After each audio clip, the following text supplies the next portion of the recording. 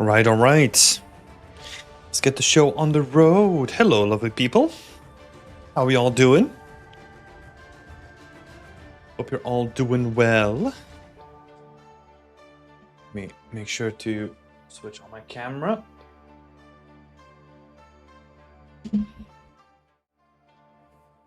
Hello, hello, hello. Oh, a bit too far. Hello, Dale. Hello, Pewdie. Hello, Idris. Hello, Mike. Doing great. How are you? It's been busy. I know that I say this every week, but oh my god, this day was a little bit frustrating, you know? Just one of those days where like nothing really wants to work, and it's just, yeah, it's one of those days, you know? But that's done now. We're here. We're going to be looking at some feedback. So we are, yeah, I'm excited. I'm excited to go into it. First Wednesday today. Hey! Welcome, welcome, welcome, Pewdie. Welcome to your first Wednesday. Let's go, Tim. Let's go. Let's go. I do also want to say we have a record amount of people that forgot to sign up in time. That was like a dramatic pause there, you know, for a reason. Come on, people. Come on. Come on. An hour before we go live. Come on. Come on. It shouldn't be that difficult, you know? To be fair, I did say that I was going to set up a reminder with the actual time zone appropriate time, right? So I will definitely do that next week because it seems like that's needed. So I will help you all out. But this is we're in this together, you know? Come on. Help me out as well. Here's the thing, because for me, what happens is, and I'll explain the process, right? So I've set up an automatic thing that goes up at like 7. So usually I make my way back to my desk. At 7, I am looking through all the feedback and I'm dragging it all into appropriate templates, and then I start giving feedback already, right? So if people then join in late, then I need to go in Discord, download them all separately, all that kind of stuff. I am not doing that because that takes too much of my time. So it's usually way quicker for me to then skip it to next week rather than downloading and all that kind of stuff, because usually if I then have to download someone's images all individually, that means that someone else is losing out on their feedback time already, right? So I'm going to set up a reminder. I'm going to help you all out. And then hopefully next week, from next week on, we don't have any of those issues. But I will unfortunately have to skip those people that were late because I do have a busy evening after this as well. So apologies for that, but that's just the way that it is. Dale is saying, ain't that life's greatest challenges? Oh yeah. Oh yeah. It's a grind. It's a grind. Hello, Charlie. Good to see you. Good to see you. I've been watching a lot of Josh Strive Hayes' playthrough of Daggerfall. If you wanna hear what I'm up to when I'm doing work these days, it's it's interesting. Oh my god, such a time capsule of a game. And it's actually kind of crazy that is like the beginning of like Bethesda, you know? And you can kind of see. It's interesting. Now looking back, it feels like it's such a. Someone said, I think they said that it was like it looks like an indie game, you know, like a game jam kind of indie game now. And it is true, right? Like if you now come up with a game like that, let's say 100%, then I don't think there's going to be the same amount of love that people were going to have for Daggerfall than what we have now, right? Like the whole situation has shifted. Which is really, really interesting. I'm thinking about that a lot. But yeah, I'm really enjoying it though. I'm really enjoying having a look through some older games because I'm kind of feeling a little bit nostalgic, you know? And I'm checking out like some older like adventure RPGs and like looking at their systems and especially exploring the ones that I haven't been able to explore myself, like Daggerfall, for example. I've been having a lot of fun with that. But yeah. Hello, Lily. Good to see you. Good to see you. But yeah, how is everyone else doing? What's the plan for the week? In the meantime, I'll update you with my plan.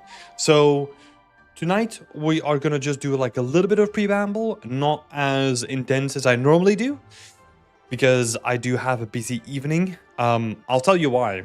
So in the background, we are preparing a whole bunch of stuff, but the thing that is most relevant is team challenges. So we are finalizing the list of thematics that we are playing around with. And ideally, I'm going to post them out tonight, or we're going to post them out tomorrow. So that means that you get to vote on the actual thematic, and then whichever thematic wins, that will be the thematic for the next team challenge. Because signups are opening in 16 days. So on the 20th, we will have our next challenge go live while the signups go live. And then you will have a couple of days to sign up. And then we start the journey again for our next team challenge. So yeah, we're gonna set up a vote for that. We also have a really busy month really, with 3 workshops. So yeah, there's a beautiful lineup of different kind of workshops that we have this month. We have 3 this month because last month we did 1 instead of 2.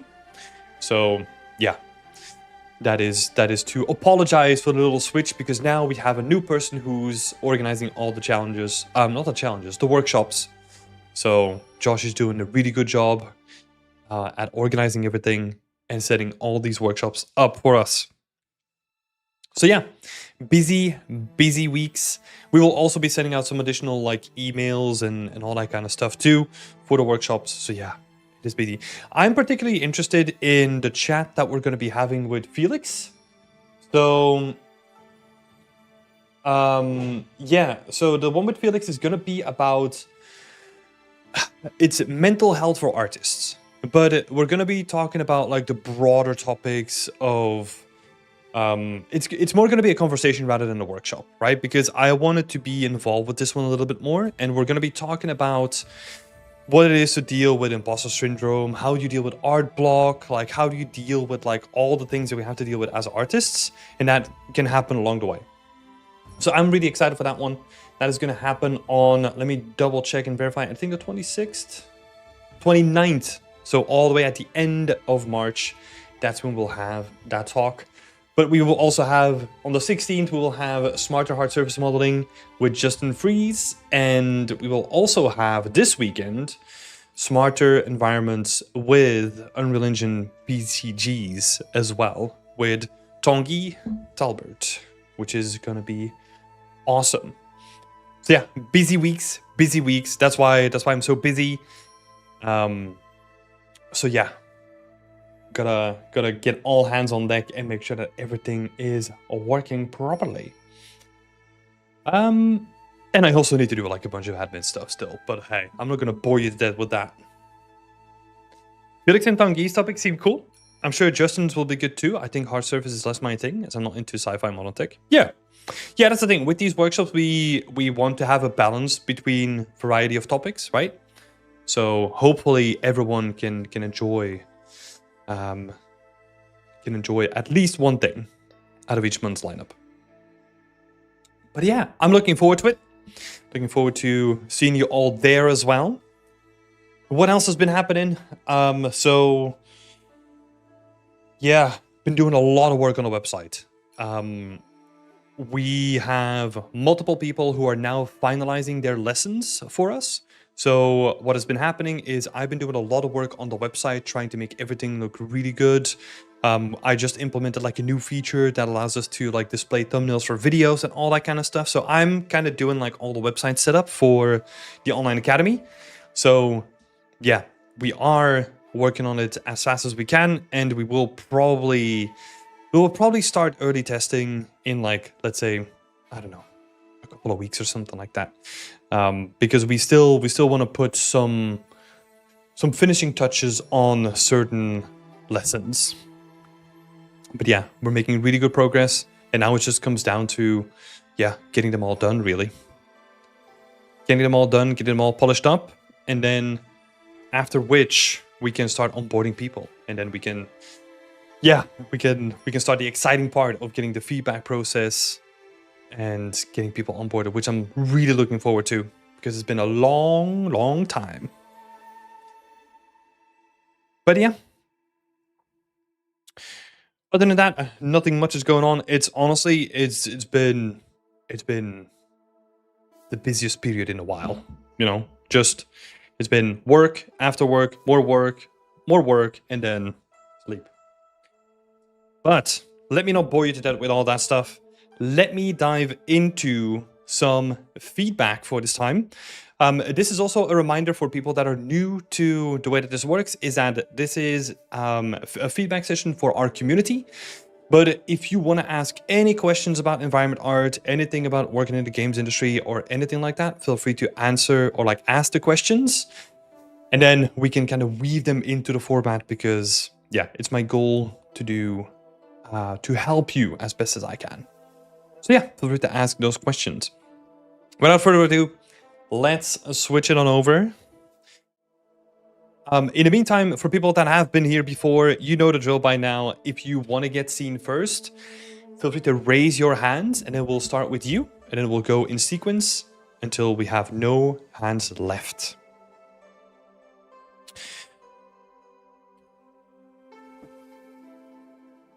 Jack and Diamonds is first. Then we got Charlie, and Pewdie, and then Designer. Cool. Thanks, y'all. Okay, so we're gonna start with Jack Diamonds. Which, oh, yeah, I accidentally closed one, which is actually your one. So let me open that. And then we got Senkai. I don't think you're in the running, Senkai, because you submitted too late. Let me double check and verify that. Yeah, I can't see you in the list. So unfortunately, you're not gonna be in this week's episode. Let me double check.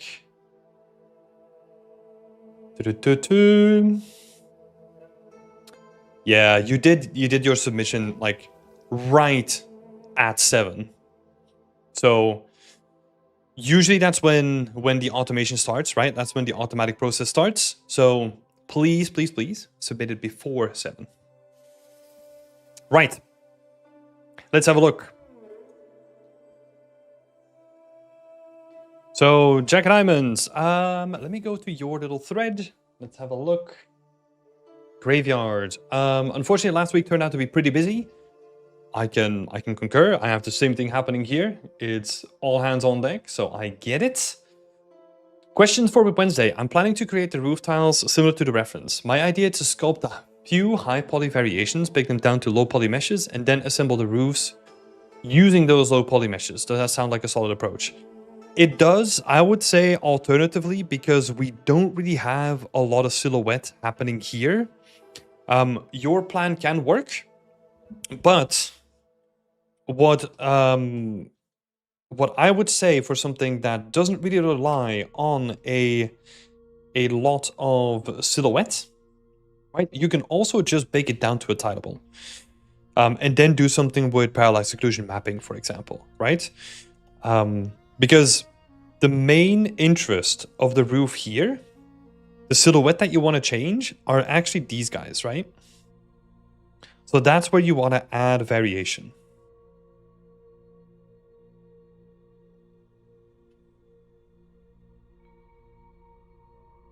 So that's where you want to add a variation. But the main section of the roof doesn't really matter that much, right? In terms of its visual fidelity, let's say. It's only when you have the silhouettes, like let's say you didn't have those like little tiles on the side and you're just seeing the roof. That's when we need to think about the smarter way to doing that, right? And then a combination of maybe a tileable and then a tile that is separate so that you can scatter it onto the edge. Something like that begins to work because then we can add a lot of flexibility here, right? So that's what I would do. That might still be something that you want to consider, but yeah. I'm planning to destroy some part of the left script, so I thought it would help me.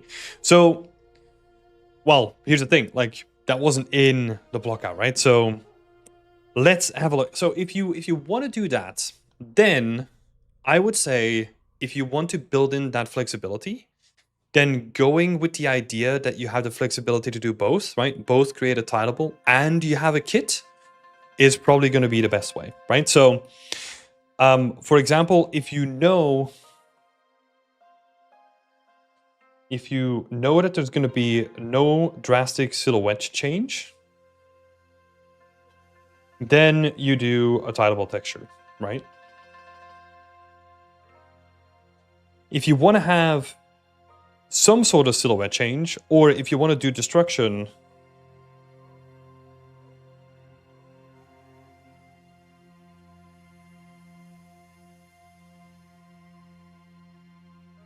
sorry, my bad.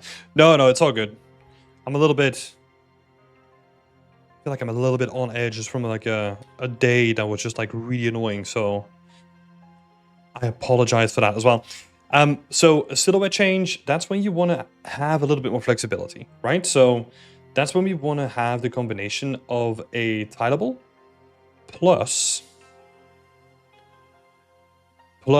a separate low polys, right? Because once we have that, we can actually create like anything that we want, right? Because then if let's say you have a destroyed roof, right?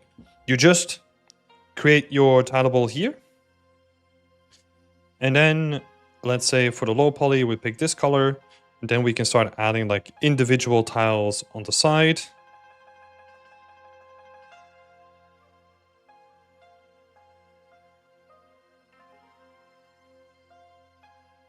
Right? And that gives us a lot of flexibility because now we can basically make any surface and we can cobble together things. We can cobble together things in that way, right? Same way as you did your stone textures. Yeah, that's exactly right. I think that gives you the most flexibility for creating like any future destruction, or, you know, it gives you the most flexibility. Yeah, but in general, breaking this down to like low poly pieces, the only thing to keep in mind there is just the amount of polys, right, that you're adding to your scene. Especially, that's why I'm saying for something like this, because it is a relatively flat texture, I would go for a tileable rather than doing it like fully in low poly, right? What you could also do is, for example, if you bake that down to a tileable, you could then still decide to go in and let's say, did I just lose my color? No. And you could then still decide to go in and just be like, hey, look, wherever I have like, I don't know, one of these ridges, I am then just going to add like a little bit of a lip. And maybe you don't do that on every row, but you do that on like a couple of rows, and that gives you like extra visual fidelity, right?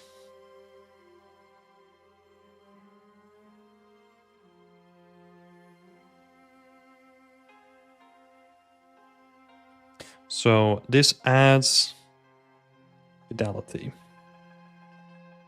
That is also an option. So you use your tileable, and then you cut around your tileable along the seams or along like the lines of the texture, and then you deform that in that way. Some roofs in Assassin's Creed Valhalla do it this way. So that's a technique there. I think Kingdom Come Deliverance 1, maybe 2, does it the same way as well. So it's a pretty common technique there as well. Now, for your second question, how many stone textures do you need for a scene, right? Because you were working on like the various architectural elements. I would always say, and this counts for anything, right? Whenever you're asking yourself the question, how much of this do I need? Always do a quick test. What I would do is, in this case, I would try to build everything out of that stone texture. And then you're like, okay, that's as far as I can go. This is where the limitations of this one texture are going to hit. I need a different texture for, let's say, the tombstones, right?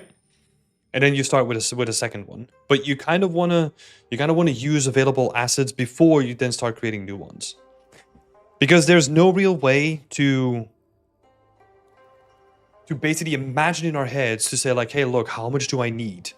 I would always try to build it up with a texture that you have lying around already. See what you have, and then see if you need to add more, right? Because even with this one stone texture that you have, you could then add additional variation inside of Unreal Engine by, I don't know, adding a color multiply on top of it, right? So that you can basically change the look of the texture and make one a little bit darker and grimier compared to the other one who might be like lighter or something like that, right? Most of the time, honestly, that is enough to differentiate like one building from the next, especially when it comes to these crypts, right? If let's say the one in the back is slightly darker and the one on the right is slightly lighter, that gives enough of an impression of it being different stone textures. And maybe that's all you need, right? But I would say test your MVP, which in this case is like, usually that's like your minimum viable product, right? But like, I would say like your minimum viable plan, right? You wanna build something that is like really quick to test, and then you can see what you need, right? But always, I personally always lean into quick variations, and usually that means trying to do something inside of Unreal Engine in the material. Because to be honest, if I don't need to go back to Substance and I don't need to leave my game engine ever, that is where I prefer to do things, right? Because once I've built in one additional variation, let's say a slider where I can make like things darker or lighter, I can then keep using that throughout the whole level. And maybe you add like a little bit of saturation or desaturation to it, you know? You can, with a couple of quick things, you can actually create like a vastly different feel to some of your textures. You could potentially also play around with like the normal strength as well. That can also be interesting. You gotta watch out when it's like non-tileable stuff, right? So on these guys, it's gonna then fuck up like your actual normal detail, which is not what you want to have. So that's gonna create like a little bit of a difference between the two. But yeah, try to go for quick variations with, you know, base color, with your base color roughness and normal map, right? That's what you want to do. And that's how I would try to figure out for yourself how many stone textures you need. From what I can tell is that in a scene like this, I would probably start with like one for the buildings like you have, and then probably one for the tombstones. But if you want to have like really nice detail on the tombstones, I feel like that might even be like unique meshes, or you have to find a clever way to layer additional damage on top of it, right? I would probably keep it simple, do a couple of sculpts, make them all into like the same texture atlas, so that they use like one texture, and that's it, you know? And then maybe you could be smart with like breaking some of them up and then adding like a tileable onto the edges or something. But that's what I would do. And then your last question is, what do you think about the stone texture? I think it looks good. I think it looks really, really good. You said that you're gonna do some additional layering on top of it, right? Which makes sense to me. The only thing that I really have to say is that on these like squarish blocks on the side, I would do way more with the silhouette, right? Like really try to push a silhouette. I did like a quick little overpaint to showcase like what you can do, right? But even if you look at it from like a semi-distance, like the overpaint that I did looks like way more detailed and way more grungy and way more, you know, way more interesting to look at than just having it like really cleanly follow the silhouette line. So break that up. And especially once you start then adding your layering, your texture layering onto it too, that is going to look really, really good, right? So always look for these opportunities where you can push a silhouette, make it exaggerate things a little bit, right? Like make it more interesting than real life. Because we are making games and the shit needs to look cool. Right. Cool. Thank you, Jack. Appreciate you partaking in Whip Wednesday again. Lovely seeing that you're building. Also, I do want to say, the stuff that you're doing here now with the path looks way more interesting This looks way more natural. It makes a lot of sense to me, right? Like even breaking up like all the stones that you've done on top of it as well. Looks really nice, you know? So great job on that. Great job iterating. And it feels like way more interesting to look at already. So awesome stuff.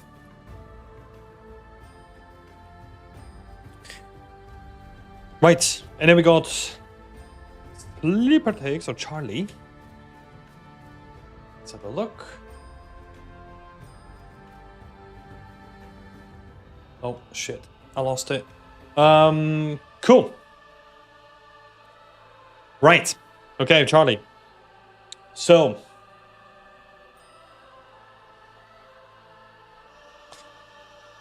Let's have a talk about this.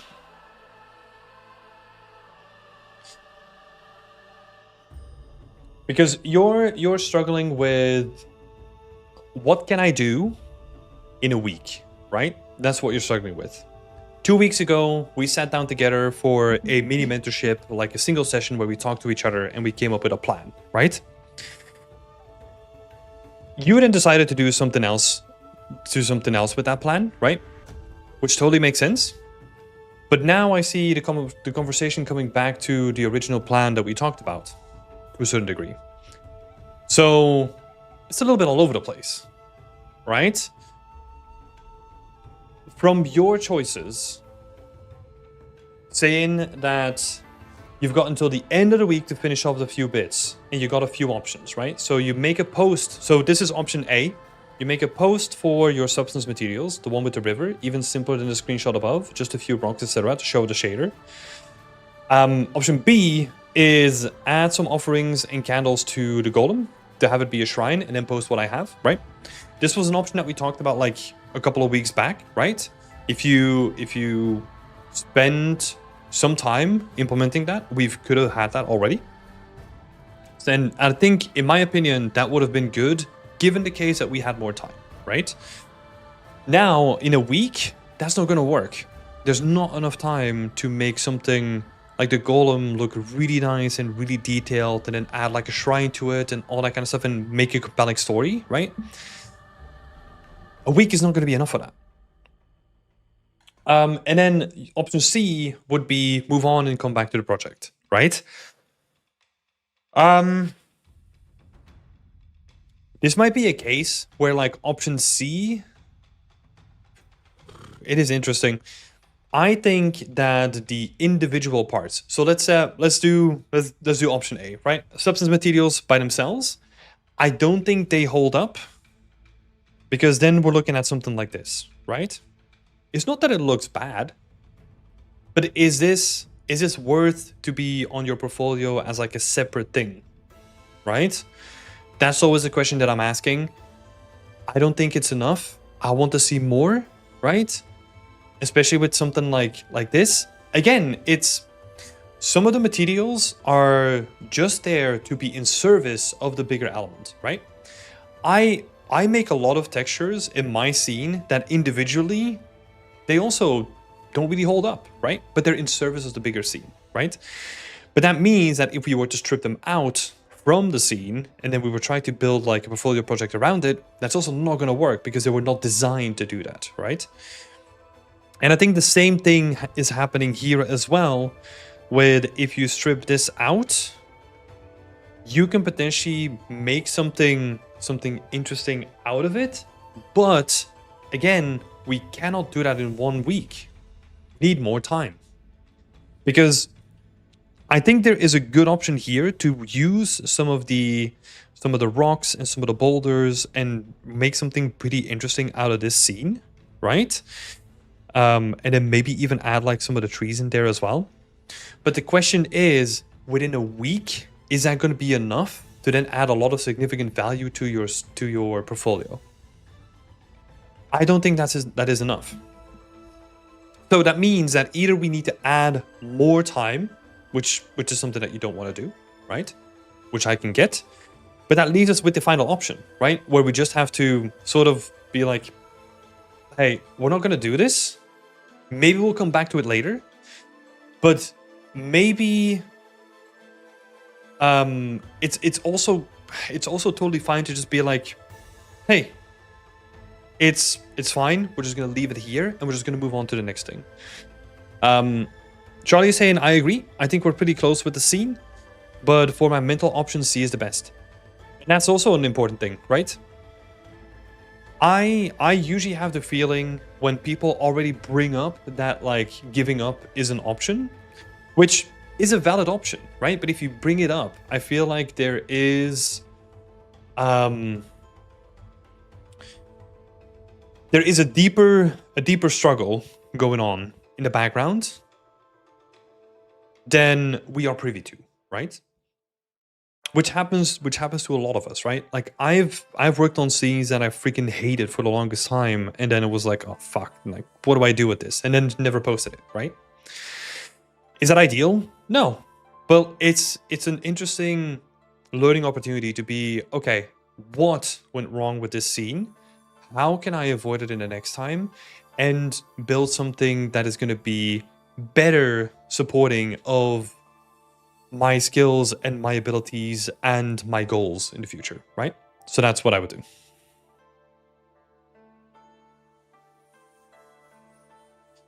For me, it's not that the project is dead. I think it's close. I think I just need something fresh. Maybe come back in a month or two. I mean, yeah, sure. So this is where I always differ, right? When I stop working on a project, I've always been like a one project person. But I also do realize that this differs from like a lot of people, right? So that is not a reflection on what you should do. But yeah, I think is the most important thing is I think if you think that's what you need, that is a really good indication of doing exactly that, right? Abstract Duck is asking a question, would a timeline appeal in a portfolio, like a day made in a scene? Does it present efficiency? This is an interesting topic, right? And this is also like the broader conversation that I wanted to have during this Whip Wednesday. That's also why the title is kind of named this, right? Because this kind of goes into this line as well. Whenever, and this is me personally speaking, right? Whenever someone says on their portfolio piece, this is what I've made this in 4 days, I immediately focus on the bad stuff because I know that you could have taken a couple of days longer and made it really good, but you didn't, right? And I know that sometimes in production pipelines, that's when timelines are really, really crucial, right? And you need to work towards a timeline. And this might be controversial, I don't think your portfolio is the best use case of that sort of showcase for pressure, right? If you want to showcase something like that, then take part in a team challenge, or take part in a game jam, or take part in something like that. Your personal work to me should always be the best of your abilities on showcase, right? That's your moment to wow people. And if you then are like, hey, look, I've made this in a day, and then it doesn't look good, then it's like, okay, you made this in a day, but like, so what, you know? That's usually the conclusion that I tend to come to, where it's like really hard to convince me that, yeah. Because here's the thing, here's the way that I also think about it. If I am impressed by your work already, there's a part of me that doesn't really care how quick you've done it. Because your personal work is always going to be different compared to professional work. Usually, your professional work is going to be slower than personal work. It depends on where you are in the journey, right? But let's say you are pretty efficient when creating scenes. But I'll tell you why. Because in bigger studios, and especially developments, sure, you might have a tight deadline, but that deadline also takes into account your iteration and your communication with the art director, with your lead, with external partners, with anything like that, right? So sure, you might be working on, I don't know, a prop or an asset for like X amount of days, but usually that timeline also takes into account like communication front and back for some feedback too, right? Which on your personal work, you can just keep going forward because you are the person who's making decisions on the fly, right? So it's way more efficient in that way. I've heard similar advice before. I had an artist in my portfolio, which I removed. Yeah, I've always found it really weird that I get there is an understanding. There is an understanding where I can see why you would want to add a timeline to your portfolio projects. But I don't really see the benefits usually. Because that means that all your choices have to been correct, right? Which is really difficult to do. And with correct, I mean the best decision at that time between a balance between time and visuals, right? For example, if you decide to spend like one day just like set dressing a little corner that barely anyone is gonna see, that's a waste of time, right? Because we are focusing on the bigger picture, and all the time that you're spending not working on the bigger picture, that is wasted time, right? Sure, there needs to be some supporting elements in the scene too, but the focus is still the focus, right? So yeah, I would say to come back to this, Charlie, if you feel that you need a break, I think that's what you need to do, because rushing this out is not going to work. And in general, that's what I said here, right? Like, there's not enough time to make this work, and rushing a scene just never works. If we want to make this good, I want to see you take extra time with sculpting this, extra time with texturing this, add a little bit of a shrine to it, add candles, add a book, add like all those different elements to it, right? And really sell me on the story, right? Really tell the story and take your time to tell that story.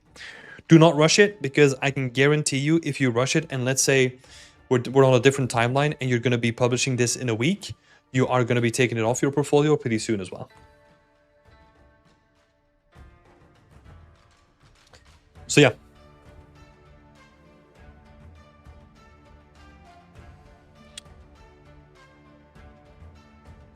It is potentially another reminder for anyone out there to go small, you know? Focus on very tight, compact spaces, and focus on only challenging yourself to a certain degree. I was talking to this, I don't know if it was with you, Charlie, or someone else, but there's this 80-20 concept when it comes to the psychology of doing hard things, right? There's been studies done where people feel significantly challenged but not overwhelmed, and roughly that is whenever the balance between you being tested is 20%, whereas your comfortable level is around like 80%, right? This is not exact science, I think. It can vary a little bit, right? And it can go up and down. But to give you an idea, like, it shouldn't be, hey, I'm going to make this scene. I don't really know what I'm going to do with foliage. I don't really know what I'm going to be doing with the river. I've never done that before. I'm also not that good at sculpting. I mean, I don't know about you, Charlie, but I'm just laying out like a random example here, right? Or a hypothetical. But you can already see that, like, the more that you stack up, the harder it's going to be for you to efficiently execute on this project. Which means that we're now at this stage where, and this is not uncommon for everyone, including myself, right? This is difficult to overcome because there's so much learning. There's so much uphill battles that you need to win to just get this over the line, that it is a struggle, you know? And that is difficult for anyone. Zoe's saying, I personally try to focus on learning one thing new per project. Yeah, and I think that's good, you know? Like, if you want to make it clear cut, that's also what I did. I usually was like, okay, I want to know about foliage. I'm just going to focus on foliage, you know? That's what I'm going to do. I'm going to make that for the project. And then I really took my time making grass. And then, you know, the grass was looking good, nice. I was then moving up to bushes and then trees, you know? But it was like a step-by-step process. And it was very, very intent. Like, very full of intent. Charlotte's asking, what do you think about the research camp idea? Like a tent and a small techie bits, too much scope?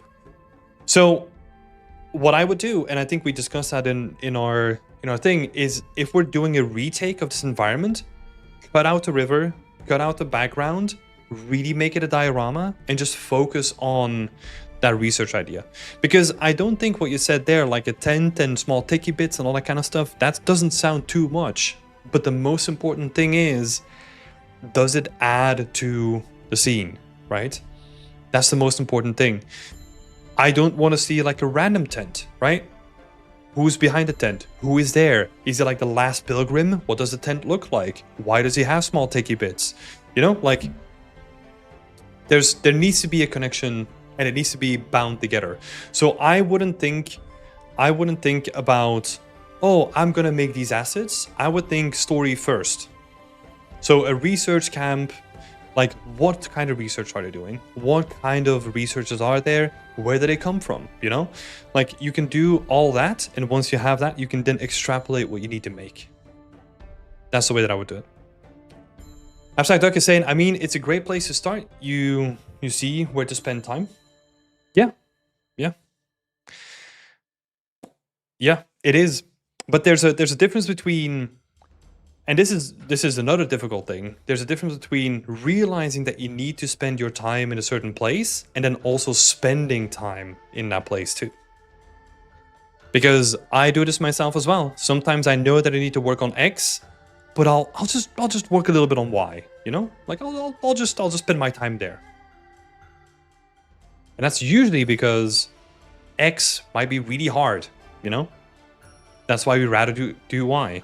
Because that's what our brain wants to do. Our brain doesn't really like hard stuff, right? So, yeah. Cool. Enough said about that, Charlie. I think it's a good shout. Come back later when you're refreshed. Do something else. Do something fun. Do something fun in the meantime. Sometimes we forget that it's good to have fun when we do these things, right? Go back to your comfort zone. Do something fun. Recharge the batteries. Well, do something fun and small. That's also important. And then come back to something like this. Right. Hey, Mohammed. Thank you for the gift. I appreciate that. And you're saying thanks for all the tips. No worries, man. Thank you so much. If you have any further questions, feel free to drop them in the chat and we can discuss things. Let's see. In the meantime, while I'm moving down, who is next? Beauty. So that is Stannislaf, I think. Let's have a look. I have not made any notes, so let's have a look. Stannislaf is working on an Italian street. There's 3 questions. First one, does the composition work? I'm unsure about the passage on the right. My intention is to guide the viewer towards the center of the frame into the space between the buildings. Into the space in between the buildings. Here then.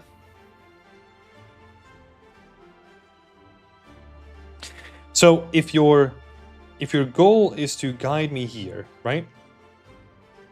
If that is where you want to guide me, we can still do that with lighting, right? I'll give you like a quick example here. If I'm gonna try this now, because I think I might have found something. Oh, okay. So I'll give you a quick example, right? So if we want to guide people over here, one easy way to do that is to just be like, hey, look, we're gonna increase light here, and then we're gonna do the opposite here, right? So this becomes like a dingy back alley that no one wants to see. And you can kind of see how that is shifting your attention from one alley to the next, right? However, I would also say that in this case, I don't think it's necessarily that bad to have 2 different sides, right? Because usually, and here's a trick, right? When doing scenes like these, if you are trying to pull my attention towards a focal point, I want you to tell me what I'm focusing on, right? This is an important thing. Story. As environment artists, like, okay, this can be the focal point. But why is it the focal point? Like, why am I looking there, right? Like, why do you want me to look there? Is it just to continue? Maybe this is like a more game level kind of take and it's just like a generic passage that I'm meant to go to. But I don't think that's necessarily like the most interesting thing that you can build for your portfolio, right? So I would think about story, or I don't know, something more interesting, right? Like why are we watching there? And that's where story comes in.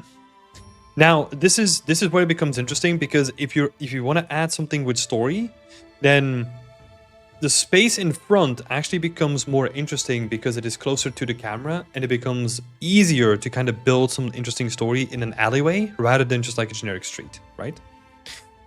But yeah, that is something to think about. And you can do that with like simple set dressing. I know that you've already set up the bones of the environment, right? So we don't have to go too deep into that. But let's see. I'm worried that the foliage would also take so much attention as well. We're gonna see. So another tip that I'll give is environment art is all about iteration. I wouldn't be worried about a thing that you can't see yet. It's completely normal to adapt to things on the fly, right? Because in the beginning, it's really hard to imagine things if you haven't done them a lot of times yet, right? So for example, if you're thinking now the foliage is going to be too distracting, put it in the scene and make it visually clear that it is going to be distracting, and then we can decide what to do with it, right? Because there's so many ways to make that foliage less distracting. We can desaturate the colors, we can remove some of the intensity of the textures, we can put less light on it. We have so many levers that we can pull. But first, put everything in the scene, especially if you're worried about it, put it in the scene and block out, and then see how you want to go there. So I'm unsure about the passage on the right. Lighting is temporary and evenly set just to expose all forms. Okay. Yeah, so that's the main thing. I think the composition is okay-ish. I do like how tight this feels.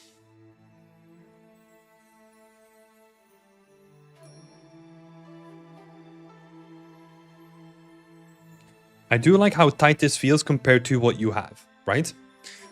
That's also a camera thing, right? But it feels like this is a broad open space compared to this feeling more like a little alleyway, right? So that's something to keep in mind.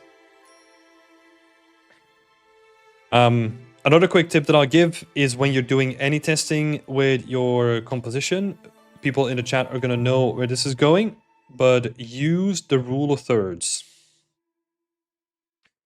Rule of thirds. This is built in to your cinematic viewport in Unreal Engine. So you have to switch on cinematic viewport and then you can add this overlay. But we want to separate every... It basically creates a grid, and then you want to put where you focus around these points. That's going to be very helpful.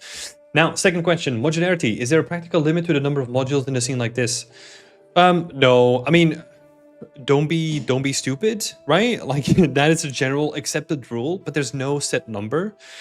Same as there's like no set number on polys for like an asset, right? There are like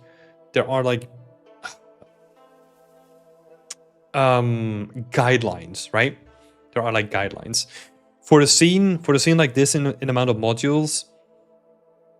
I would not be surprised if we're like talking about like multiple hundreds, right? But I don't see you in this case adding like multiple hundreds of assets in the scene, right? Or even like 1,000 or something like that. At what point does a modular kit become unnecessarily complex? So that's also a good question. A modular kit becomes unnecessarily complex when you find yourself like fussing around with like small adjustments, right? So a modular kit, I'll give you one rule, especially for in the beginning. A modular kit needs to be bigger than 0.5 meters. I would even say for the beginning, I would say 1 meter. This means that everything in your modular kit needs to fit on a 1 meter grid. Because as soon as you go under a meter, it becomes really finicky to move around. So I would say in the beginning, definitely keep it to 1 meter. And then if you want to add detail pieces on top of it, then you don't have snapping on and you're working off the grid, right? That's probably the way that I would go about this. But keep everything on a 1 meter grid. And that is going to save you a lot of time. And then you have, in terms of amount of modules, you are just going to have to kind of figure that out. I know this sounds like a cop-out, but like different modular kits are going to have like different amount of kit assets, right? For example, there's the Matrix demo from I think it was Quixel and Epic Games. If you look at their modular kits, like there's hundreds, if not thousands of pieces in it, right? But there's also beautiful modular kits that only have like 10 pieces, you know? But a modular kit works to the effect of the scene. So it varies. Because yeah, you have your pieces here. This is very basic. I am not at all concerned about like what is happening here.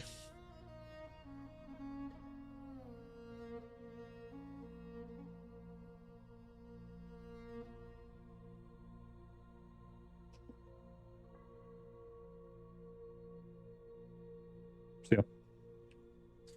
That is not really that concerning to me. There's gonna be a lot more stuff that's gonna come on here, right? Because you have like gutters and balconies and all that kind of stuff that is not accounted for yet. But this is not concerning at all to me. Hello, MS Art. Abstract Duck is saying, I also love to watch movie competitions for attention-grabbing techniques like leading lines. Yeah. I think you can learn a lot from movies and from games as well. You know, like if you look at like really interesting cinematic moments in games, right? You can start breaking them down and start deconstructing the composition that they used. But I will say in a lot of them, you will see the rule of thirds. If you start paying attention to it, a lot of it is using the rule of thirds. I think it's one of the more common things that you see everywhere. But yeah, leading lines can also be like really powerful. Yeah, I'm excited. I'm gonna be writing a course lesson on composition in the near future. I have to finish up some other lessons that I'm building now, but I want to write one about compositions, especially from like a game perspective. So that's gonna be really cool. Cool. Let's continue the questions. So, not concerned at all about this. The windows and the shutters, would you recommend making the window and the shutters as a single mesh? So this is the stuff that we're talking about here. Pretty simple. If you want to give yourself flexibility, just go for this workflow, right? Like this gives you the flexibility to add whatever you want in the scene. This makes the most sense, gives you the most flexibility. And it also makes it easier if you then want to, after a certain while, you want to go in and animate the whole thing, you know? You can then be like, okay, I'm just going to attach them to the frame, have like the pivot point of the shutters aligned with the hinges, right?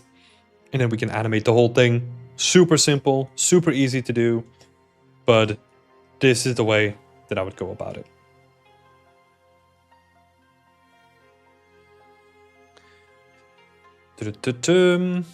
Yeah, and you're asking from a production standpoint, which also makes more sense. Yeah, same thing here.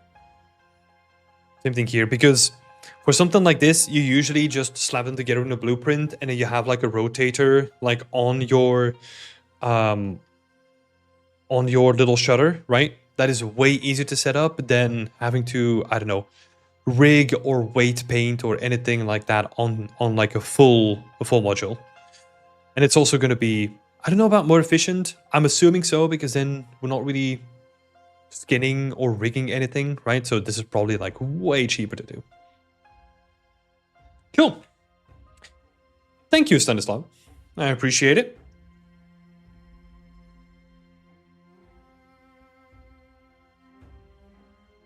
I appreciate it. So thank you for taking part in your first Whip Wednesday. And happy to have you with us. Hello again, Emissar. Hello, Sheila. Hope you're both doing well. Your scene is coming along really nicely, Sheila. Oh, I do also want to make a recommendation for people that are in the chat. And I'll have to shout out Lily for this. So thank you so much for doing that, Lily. But I want to give people a recommendation here that if you finish anything that you have shown on Whip Wednesday, feel free to tag Beyond Extend, feel free to tag myself.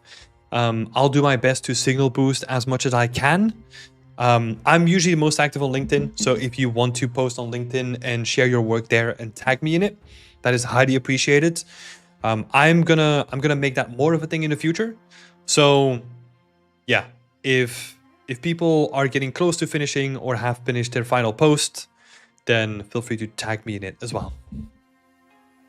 Because I think that's honestly the best way to like a win-win scenario, where we give you like a significant signal boost, and then that also gives Beyond Extend a signal boost as well. So yeah, I appreciate you for doing that, Lily. Appreciate that a lot. Right. Let's have a look. Who was next? Designer was next. Designer was making this cool little piano called The Lost Notes. I've started this portfolio piece a couple of weeks, and it's a small scene with Victorian piano as a hero prop. I want to make it look abandoned with storytelling elements indicating who used to live there. Okay. Cool. I want to know your opinion on having the back faces of this piano or a similar situation. Is it necessary in this case to have it presented in a breakdown? So, good question. In this case, on this piano, do we show back faces? That is a great question. I am going to give the blanket recommendation to always make your assets watertight. What does that mean?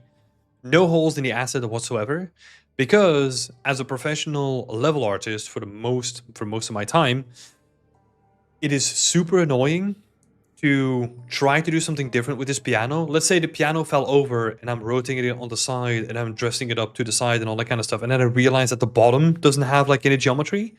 Now I can't use this prop, you know? So I would always say make everything watertight. And then what you do is you want to be optimized with the way that you're using this, right? So on something like this, can we use symmetry? Can we use UV stacking, right? Can we overlay certain sections of the piano onto it already? Because there might be a case where, for example, we can use the bottom section to also detail like the back section or something, right? Something like that might also be helpful.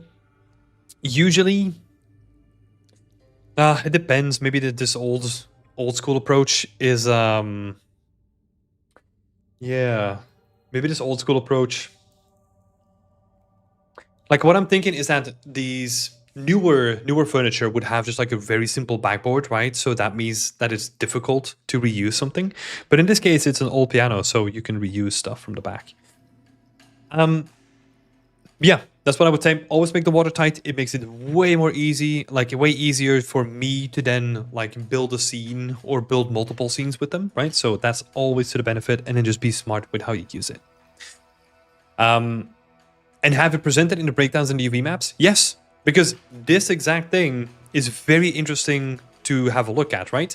If you showcase to me that, hey, I made the back from pieces in the front, or I was smart with like reusing pieces that I already have. So let's see, there's like this splint up top, and I use that to divide like multiple sections of reuse from the front panel or something like that. That is exactly the thing that I want to see on a game art portfolio, right? That is super interesting for me to see from like a hireability perspective, where I can see that you are optimizing, you're thinking about, hey, I don't want to waste a bunch of resources on the back phase, but I also don't want to dedicate like, I don't know, 1/4 of my UV space to like this back phase that no one's going to see, right? So yeah, that's exactly what you want to showcase on your portfolio, because that is what's going to separate you from everyone else out there, right? So yeah, definitely show that off. Hello, Eduardo. Environment artist here from XID Software. Hey, good to see you, man. Hope you're doing well.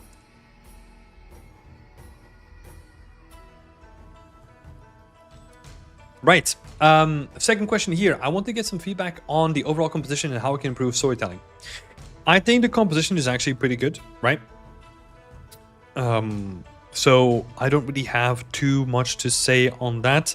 It's more about post-processing, right? Like try to work with like a little bit more of vignettes, but that's all post-processing. I think the composition is itself pretty good. What I would say is the storytelling, right? Because you wanted to tell the story of it's abandoned, and I want to showcase like who used to live here, right? But there's a couple of things that really stood out to me that don't really make that much sense to me yet. Because first of all, okay, the thing that really caught my eye was this pillar down here, right? And I know that this is, after looking a bit, I know that this is like this thing here. But think about like how would that have broken off, right? How would that have broken off from this piano? And like, why would that have broken off? I would really think about that and then maybe showcase that it actually did break off, right? So maybe there's like, you can see varnished wood and then you can see like bare wood or like, yeah, just like non-varnished wood where it shows you the damage, right?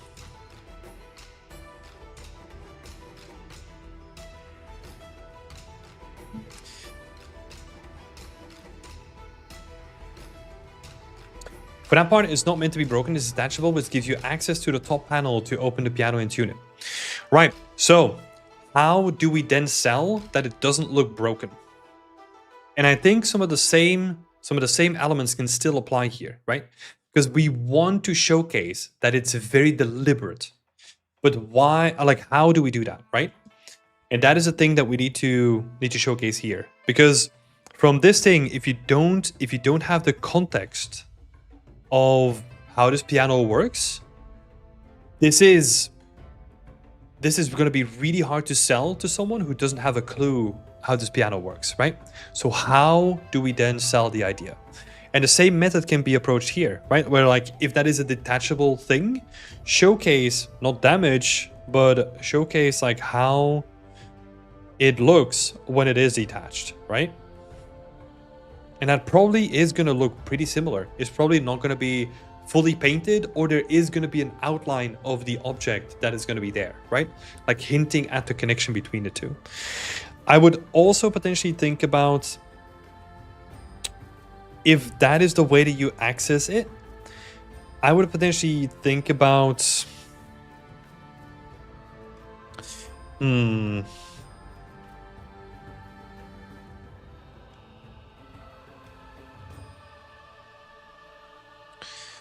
yeah, how do we sell that better? Because I'm assuming that this opens up this way. I would make that more intentional.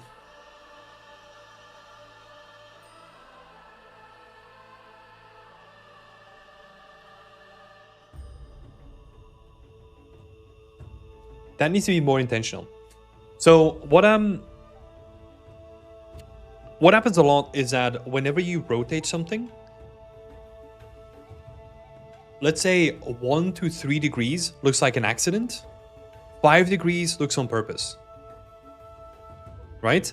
So you need to really sell the idea that like this is on a hinge and it opens up, and maybe it's even stopped from closing back down because this thing is in the way, right? So maybe we can put this thing up here and then this is like hinged on top of it or something like that, right? So that it's held open. Am I giving you like way more work? Yes. Yes, potentially. Because now we need to think about like, uh-oh, can I see the internals and all that kind of stuff, right?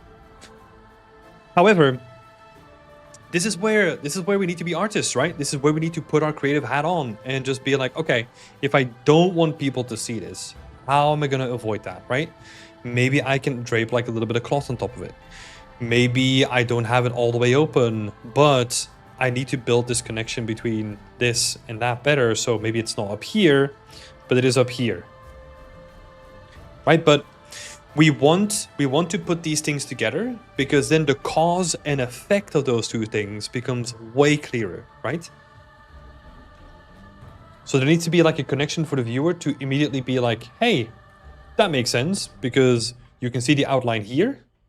This thing is opened up. So it's almost, we're doing a sequence, right?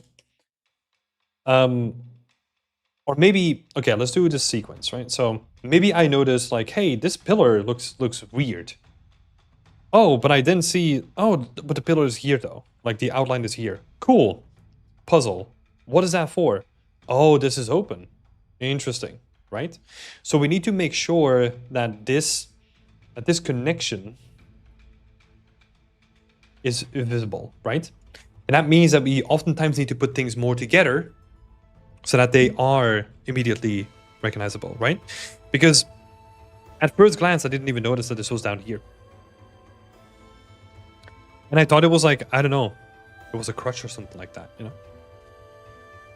know? Yeah. Another thing for the story is I'm gonna ask you. So you have the story of like this place being abandoned, right? Which is cool. And indicating who used to live there. But who used to live here? Right? Like, who is it?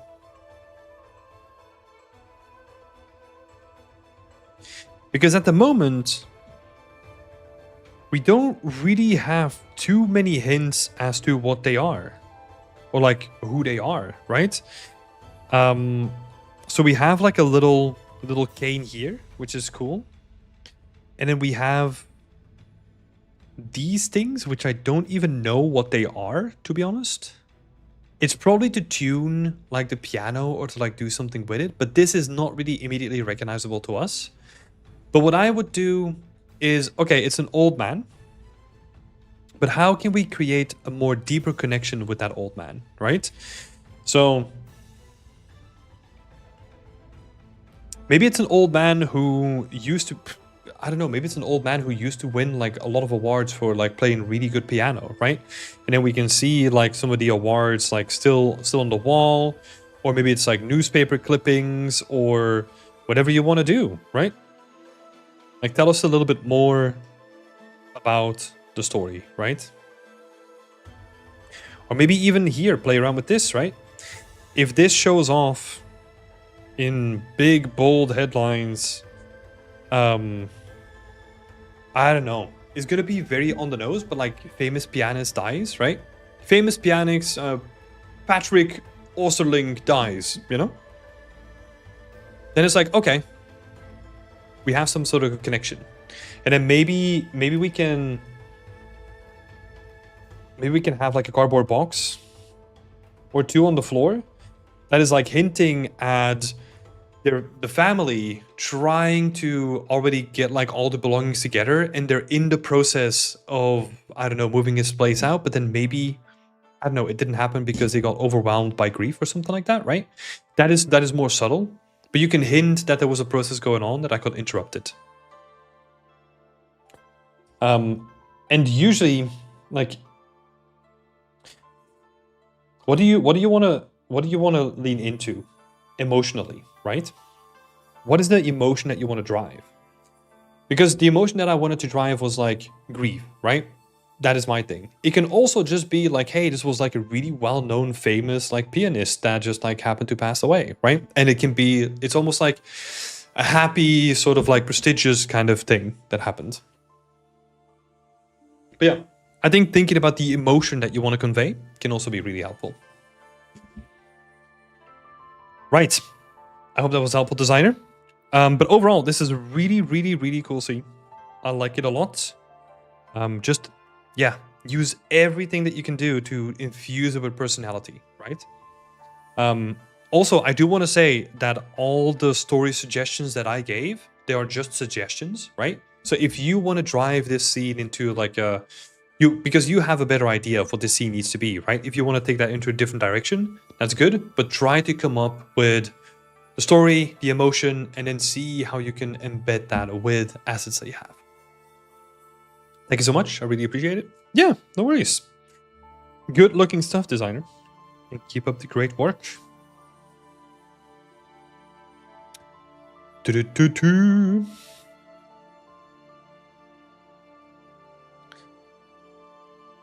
Love the critiques, learning a lot. Hey, I'm happy to hear that, Eduardo. You did the castles in the Dark Ages. Hey, that's awesome. That's really cool, man. That's really cool. I have not looked at the Dark Ages, but I really, really loved the first Doom. Well, also the first Doom, but yeah, that's a bit longer ago. But like Doom 2016, I think that's when they like rebooted like the Doom thing, right? So good. Oh my god. Yeah, but I think Doom was one of the first games that I remember playing with my mom. I think it was either Doom or Quake 2 was one of my first gamer memories with my mom, where she was like teaching me how to cheat and all that kind of stuff. So yeah, especially in Quake. So fun. Right, I think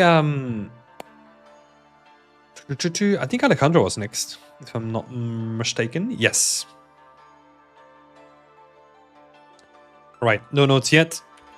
We'll change that up in just a second. Let me put on some other music first. Right. Your mom taught you how to play Doom? Yeah. Yeah, she did. She did. I think she spent way more time with me on Quake 2 though. Yeah, she taught me how to like use the console commands and give myself weapons and infinite ammo and all that kind of stuff. So yeah, she was having a lot of fun. When growing up, I always thought that my parents were really strict in letting me play video games, right? I can't remember. I think it was like 1 hour a week where I was allowed to play on the PC, right? I didn't have a console for the longest time. And I've only recently figured out that it was actually because, first of all, they wanted to play games themselves, and also they were sort of addicted to it too. So yeah, I think it was partly like, well, we also want to play more than you're doing, and also we don't want you to get addicted like we are at the moment. So yeah, that's why my parents were kind of like a little bit anti-games in the beginning, especially with all this new tech coming up. Yeah, and now I work in games, so yeah, sorry, mom. Yeah, but got some good memories.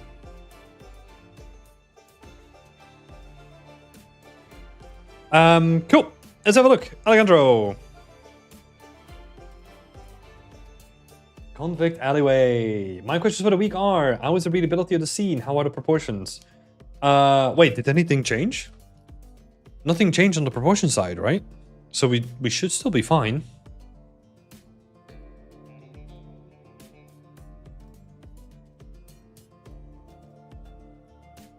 So wait, let me scroll back. Let me have a look at the concept.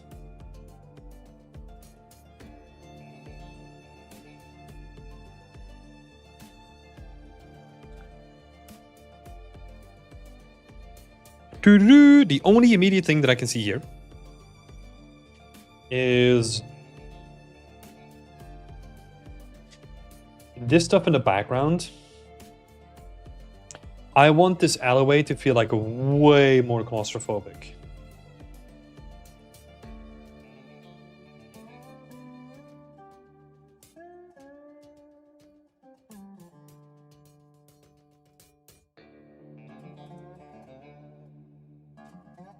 And that is just like moving in this little section here in the back, you know? So like really squeezing this in and having like a building there so that we're almost squeezing and weaving through the buildings, right? Because that is also what's happening here too. Like all this stuff, there's like almost barely any space going in the background. And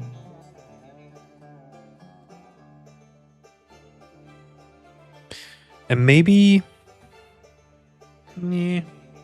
Nah, I think we're all right. I would definitely say that some of the beams in the foreground, right, like especially the beam on the right, feels like a big chunky boy.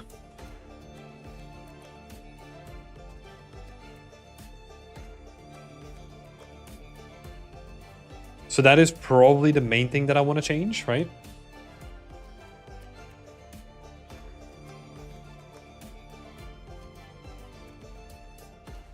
Because some of these beams and some of these supports, they do feel like pretty flimsy. in the way that they're set up. That's why we need some of these chunky boys, you know? To really sell the idea that it's all supported. So I would probably replace these two in the foreground with some like chunky versions. And that can, depending on how much you need to scale them up, that can just be like a scaled down version. So that's like pretty quick to do. A scaled up version, sorry. Let's scroll down again. Let's have a look. Is the scene feeling claustrophobic like how it is in the concept? Oh, so I didn't read that question, but I do think that there is a lot of claustrophobia missing at the moment. I think that's partly because the end is way more opener, right? So yeah, the end is way tighter. I would also say that currently the lighting feels like it's like large and open, where I'm imagining that these buildings go really high up and that the sun has to bounce off the building to actually reach all the way down, right? So, yeah, make the buildings that you're surrounded by in the foreground, make them way bigger.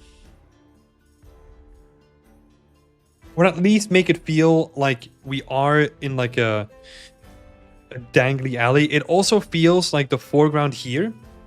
I'm almost imagining that we are coming out of a tunnel. Right? And that this in the foreground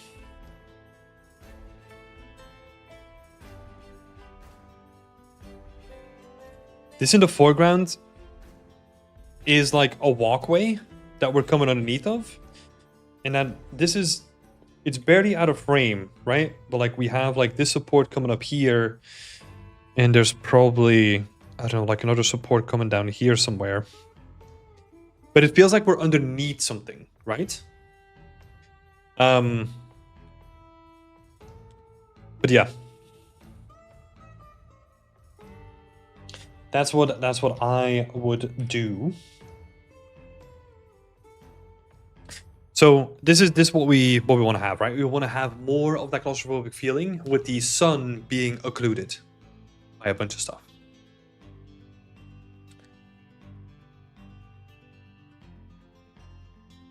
Load it up. Let me make sure.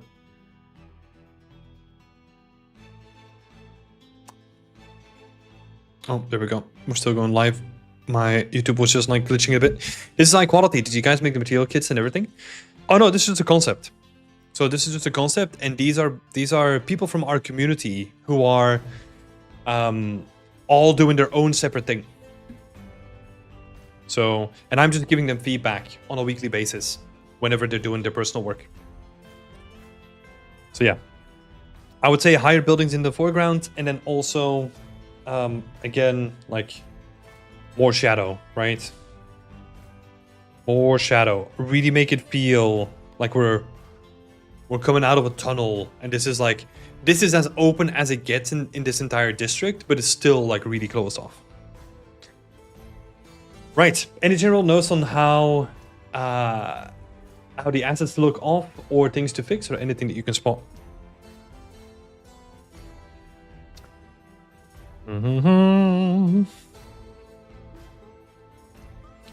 Not at the moment, not really. I like that you did close off the little alleyway here, which helps a lot in making it feel like tighter, right? Would be cool to build something together like a team for an indie game. Well, we are doing that in a couple of weeks. In a couple of weeks, we are launching our next team challenge. So that's where we put 5 people per team together with a mentor, and then get everyone to make a scene together. Also, if you haven't noticed, that is literally what's on the wall here. So if I move my camera up,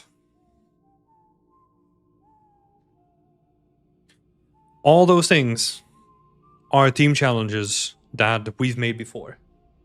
All of those are individual teams that have spent 5 weeks creating like a beautiful environment together. So yeah. We are doing that in a couple of weeks. Cool. But there's no like additional notes here though, Alejandro. Nothing that really jumps to mind at this point. I think there's a lot of opportunity to do something with ropes. God, I love ropes in environments like this. There's so much opportunity to hang stuff from it. To hang stuff from things, and it looks like you're gonna have rope anyway with like these baskets and all that kind of stuff. They're probably gonna be suspended by rope too, same as these guys. But you can make so much cool stuff here. Like you could almost imagine that you would see people's laundry hanging, you know? So there's like ropes with like people's laundry hanging from it.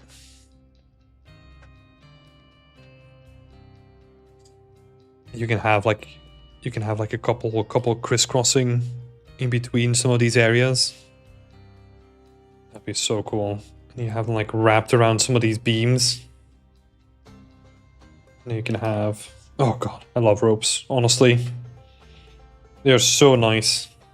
Because it adds so much detail to your environment. You can really make some cool stuff with it.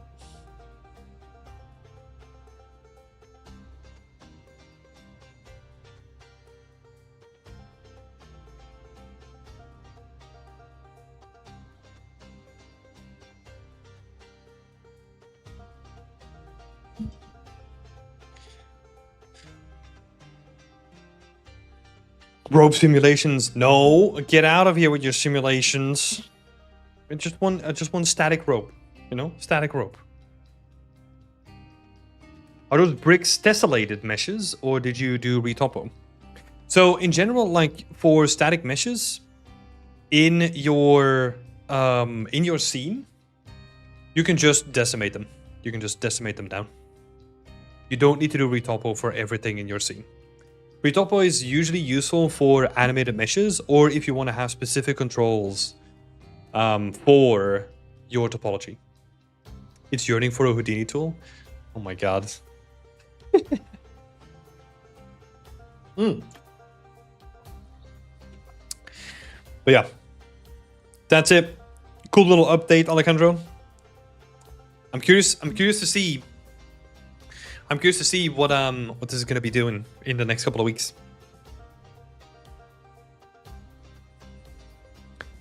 Why no rope simulations?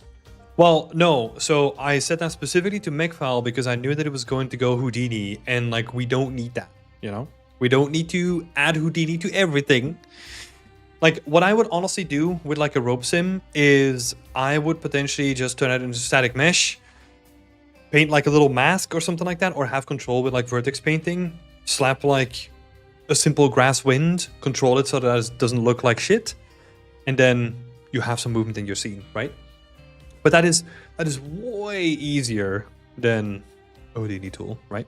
Because I do agree, like if you can add movement to a scene, and especially for a scene like this, if you have maybe rain coming down and then, you know, like the clothes are like hanging in the wind, and there's really cool stuff that you can do with it. I think having a shader with a world position offset is sufficient if you want to make the rope move. Yep. Yeah. Splines can also help. Yeah, they can. Man, I hate using splines in Unreal. It's been a while since I've done it, but like I always find it like really finicky to do like splines in Unreal. I don't know about you.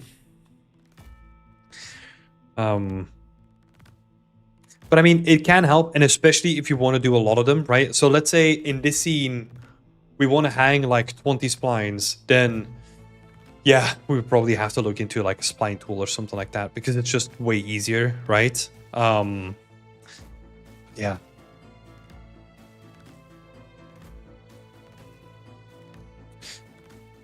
Yeah, they can definitely help, for sure.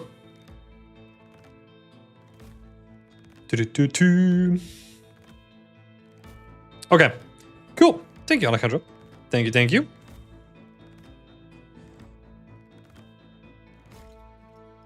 All right, next up in the list we have...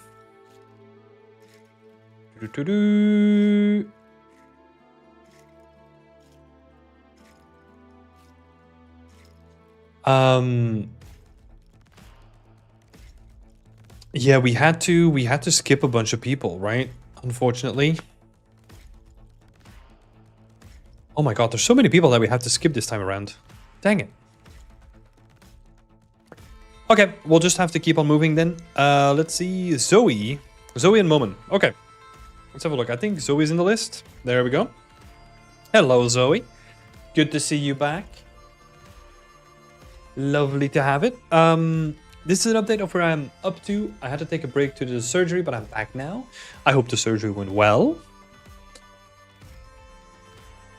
I'm gonna turn this into a game environment because I had an epiphany about my career. Okay. So we're turning it from like VFX to games, right? I really like to get the batteries to have the green emissive glow. That looks good, but I can't seem to get it right. I've attached some inference of what I'd liked. Can you suggest a method I should use? So there's a couple of methods. I think the easiest one for this would honestly just to create like an emissive pillar in the middle. So imagine, I did an overpaint here, so imagine that the core itself is just like an emissive rod in the middle. And then you have a translucent shape around it that is just going to be transparent so that the light is actually going to beam through the whole thing, right? That's the way that I would approach it. You can also fake it so that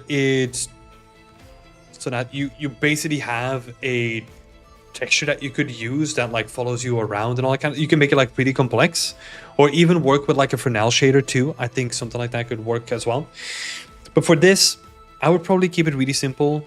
Have a emissive cylinder in the middle and then a translucent shape around it. Why did you have to skip so many people? Because all of them submitted too late, unfortunately. So yeah, unfortunately, that's what happened. And I also don't have too much time today because I do want to get some stuff out and still want to get some stuff done as well. So unfortunately, this week I have to be a little bit late, go to jail. Yeah, exactly.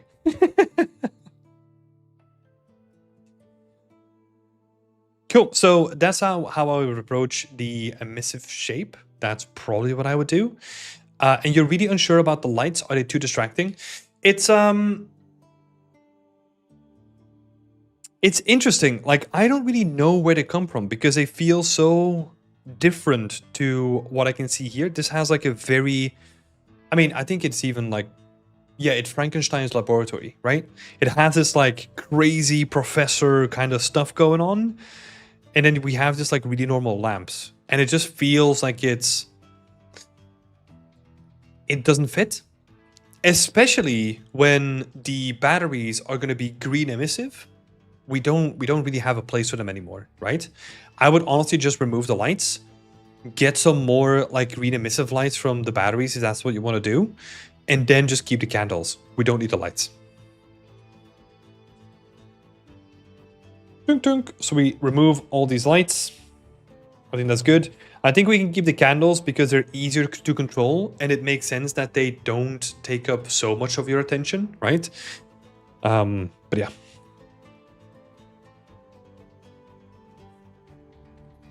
Because yeah, that's also the thing that I said here, right? Like, why are they there if the battery is going to light up? That's basically the question that that I ask, right?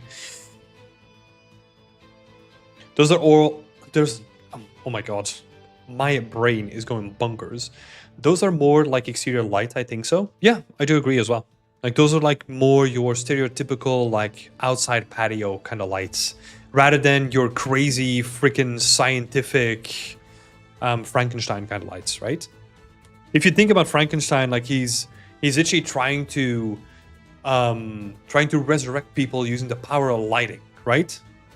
Like he's gonna have like a more intuitive way or a more crazy way to like make lamps shine than just like your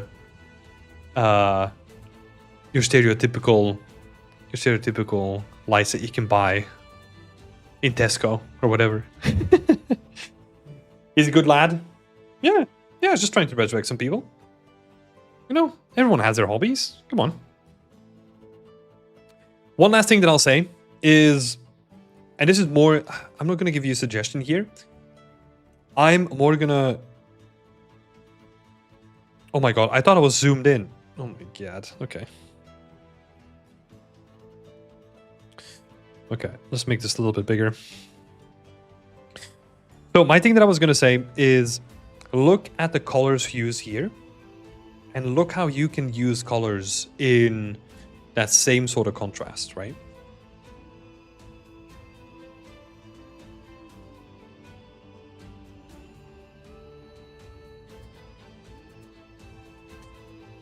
How do you create like this color contrast in your scene if your batteries are gonna be green, right? What are you gonna be doing with your scene to kind of give it that color contrast? Because I think that is a really interesting thing that's happening here, right?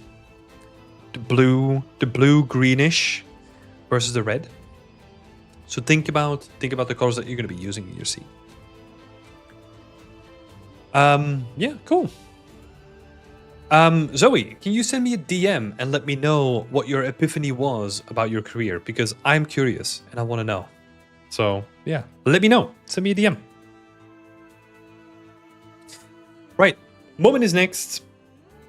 Moment had a couple of questions about colors, about roughness, right? So let's have a quick look because I did make some notes already, but it's mostly talking about if the colors are not too bright in the scene.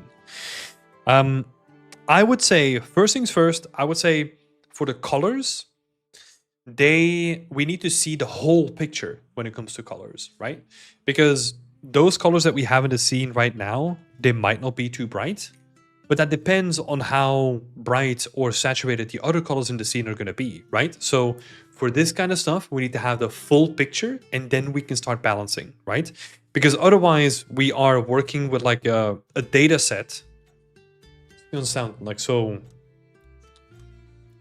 high level, but you have your visual data, which is, oh, these clothes already have color in the scene. And then we have our imagined data, which is just like, oh, I think the walls are going to have this color, you know? We need to get rid of like that imagined data and we need to add everything into the scene so that we can make a good judgment of the whole thing in general. So yeah, we need to get a full picture because the walls, the biggest surfaces in our scene at this moment are gray, right? So it's hard to imagine if these colors are too bright, if the walls are going to be brighter than those colors. I was worried if it's too bright or vice versa, but I understand what you mean. Here's also another thing, right? So to a certain degree, if your colors are consistent or semi-consistent in like saturation and brightness and all that kind of stuff, we can then go in post-processing and tweak the whole scene, right? If for example, your walls are like really desaturated and your colors from your clothes are really saturated, then we have an issue because we don't have consistent data as the input for our post-processing, right? So I would try to keep that in mind. And whenever you're doing colors, try to keep them relative in terms of saturation or lightness or whatever you want to do, right? Like try to look at it that way. And then later down the line, when we do additional iterations, we can then tweak it further in post-processing as well. Cool. Because I said the same thing, like can easily be tweaked later down the line too, but do a pass on everything else first, right? So yeah, I would do that, and then we can have a look at the whole thing. Now, let's have a look at the roughness. Overall, it's really, really good. Again, my recommendation is to get a base on everything, right? And then balance from there. It's that iteration, right? We keep talking about it a lot, where it's like, sure, some things might not look good now. For example, the difference in foliage, you have like a really shiny piece of foliage and really dull pieces of foliage, like quite next to each other. That is probably going to be a little bit weird, and this is probably my more, okay, this might mean, this might piss some technical artists off, but I don't really care about the roughness overview. I care about like the final view, right? And then if something feels off in my final view, I then go to the roughness view. But usually what I'll do is I'll work on the whole picture, just not even going into buffer visualization, because I use buffer visualization more as a tool to debug an issue rather than, oh, is everything correct? Or like, is this what you would expect, right? It's more like, hey, this doesn't look right. Let me then see why it doesn't look right by using those debug tools. Just to give you an insight into how I tend to work, right? Because again, I care about like the full picture, like the normal map, the roughness map, the base color, all that kind of stuff coming together, rather than the individual things and tweaking things that way. What should you even look for in a roughness hue? So it depends, right? Like, usually when I'll use it for debugging, I'll be like, hey, there's something weird going on in this area. Like, maybe a texture is unexpectedly, I mean, this is going to be super straightforward, right? But maybe a texture is unintentionally like reflective, right? And then you can be like, hey, is that because of my reflection captures that are happening in the scene, or is that because I have not done a final pass on the texture, right? And that is a way to debug where the issue is coming from. Because sometimes what might happen is that your roughness might actually be fine, but there's like a reflection capture sphere there that is like emphasizing the reflections, or there might be some other tech, or maybe, I don't know, maybe your normal map is set to like 10 times its intensity for some weird reason, right? Yeah. For me, it's clear. Material definition, like be able to tell materials apart from the roughness, like be able to identify metal from wood, for example. Well,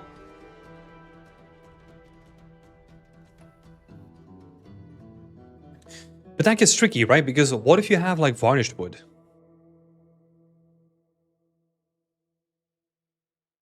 Varnished wood and let's say a duller metal, right? Because for example here, like this is where it falls apart if you look at things in isolation, right? This ivy, I know that it's not finished, right? But let's use it as an example now. This ivy is shinier than your metal pipe. But that might actually be what you want to have in the end. You know, just for like artistic reasons or whatever, right? Sure, sometimes it might not make sense for artistic purposes. But yeah. I mean, not that you want to have like really shiny foliage, but sometimes, you know, we exacerbate or we exaggerate, not exacerbate. We exaggerate certain elements to make them stand out more, right? No. It's more guidance, I would say. Yeah. Like I said, it's good. I mean, this is more personal things, right? Like I use it as a debug tool rather than, oh, this is the way that I need to build it up. But it's not a bad thing to use it this way. But I would say the only thing that I would ask then is, what is your source of truth, right? Because you need to have some sort of truth, like a source of truth. And what I mean by that is, for example, okay, let's say for this scene, we're going for really realistic values, right? Where do you get your values from? So let's say for your plaster wall, you then go look up like the actual roughness value for plaster, right? And then you put that into the scene, you make sure that that is correct, and now you can actually balance the whole scene based on your source of truth, which is your plaster, which has like real world values, right? Because otherwise, like, you're still just doing comparisons between the two, right? But yeah, kind of going off a cliff there. But I would say that there's nothing really wrong with this at the moment. Nothing that I can see. Yeah. So I would keep working on it. But yeah, there's nothing really jumping out to me that is like really wrong, apart from the folders that we already discussed. Cool. And then for this composition, I saw that you added in here. If you want to do that, that sounds good. I'm looking forward to see what you're going to do with it, right? I'm excited to see what's going to happen with it. Cool. Thank you, Moment. Thank you. And then I think we're just gonna go person by person now. Did I skip anyone? I don't think so. We only have 4 people left. Let's have a look. I will share the story I have in the future sessions. Thank you. Yeah. All right, McPel, let's go. Got some really, really cool updates. I like the way that these shapes are coming along. Let me also open your Discord in the meantime. Where's it? Oh my god. Right. How do the rocks read in terms of shapes currently?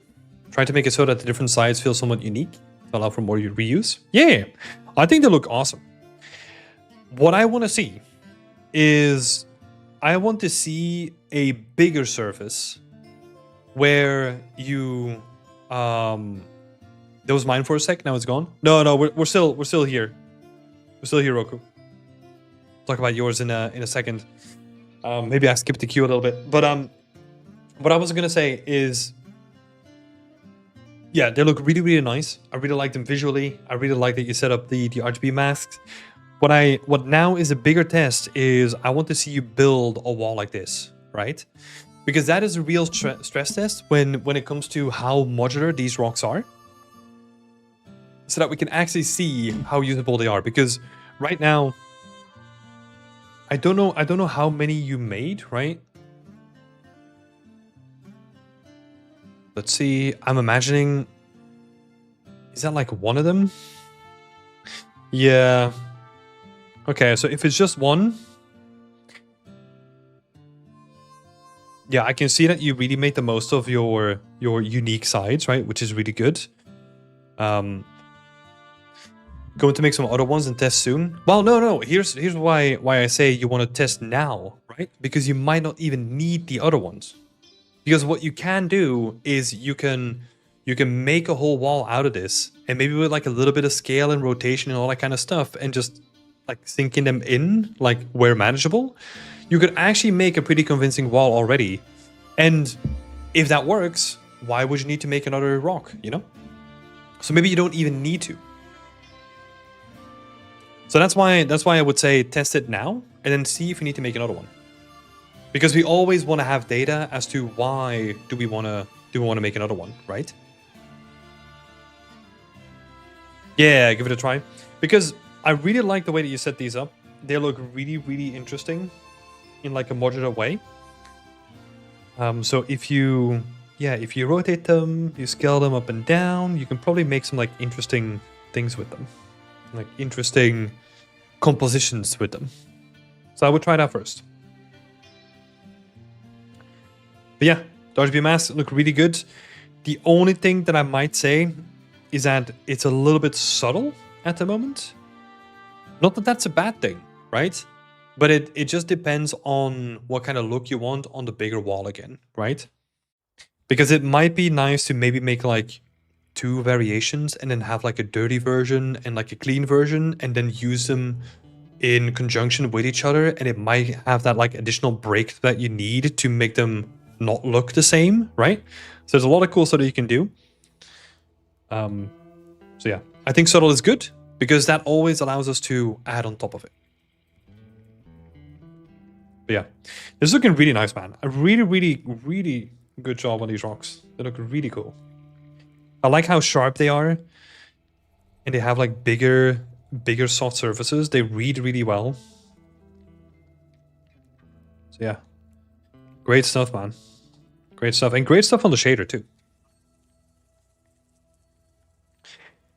I was trying to make a base for now, since the actual cliff wall is very varied in color. Yeah, potentially what you could use for the big cliff wall is have a macro variation, which is basically like a world-based texture that you project on top of it, right? You can just do that on like, I don't know, the X and the Y axis, right? And that will give you bigger surface variation than trying to squeeze it out of your RGB mask or something like that, right?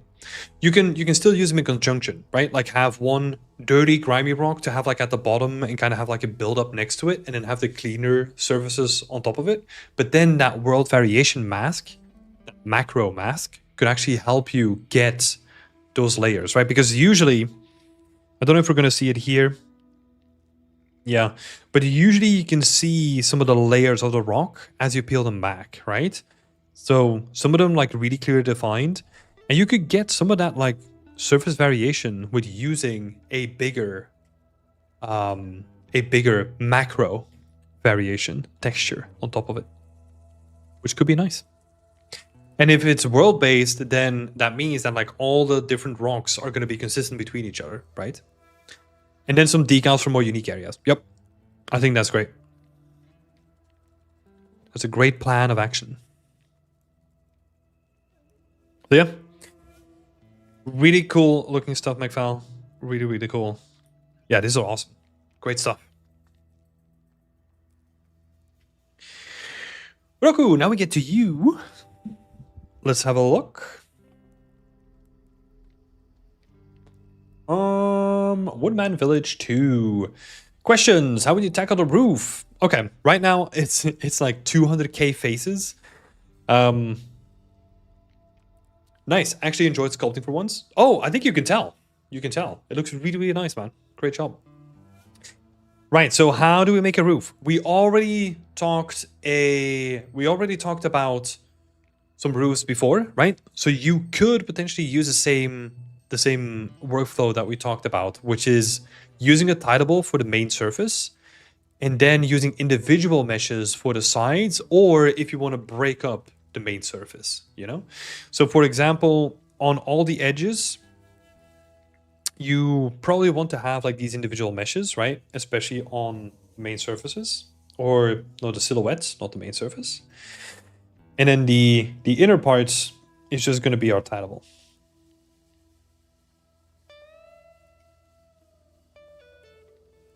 Right? And then the combination gives us a lot of flexibility, right? Because now I can make like a warped kind of roof. It has even holes in it, and I can then cover it up with like individual meshes. I can reveal like the underlying wood beam structure. It gives us a lot of flexibility to do that. It just means that you need to cut into your tileable and then clean up that patch with individual tiles that are just like going into it, right? And to create this sense of depth, we can actually then add like parallax occlusion mapping to it, like POM, which is not that difficult to do. And that gives us the best of both worlds, right? Because we want to have visual fidelity, but we also want to have the performance of using a tileable on most of the surfaces, right? So that's probably the way that I would do it. And that gives us a lot of flexibility for damage or for randomization, right? Like holes, or I don't know, maybe even, yeah, just like general randomization, right? Because if you are somewhat smart, and I believe you are, I trust you. But if you're a little bit smart about it, like this could be, so this is your normal mesh, right? That we have now.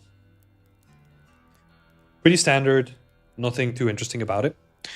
What we can actually do here is, instead of leaving it flat, we can then have the geometry look like something. I mean, I'm going to exaggerate this, right? The interior geometry can actually go like up and down a little bit.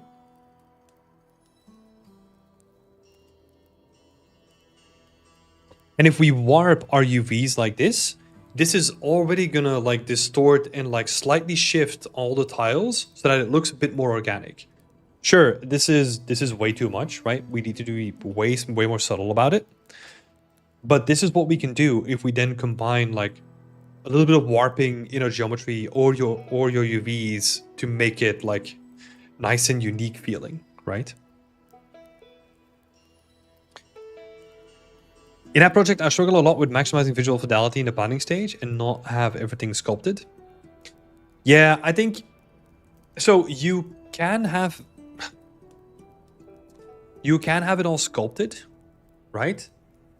But I think it is way more interesting to showcase to a future employer to just say like, hey, look, I kept performance in mind.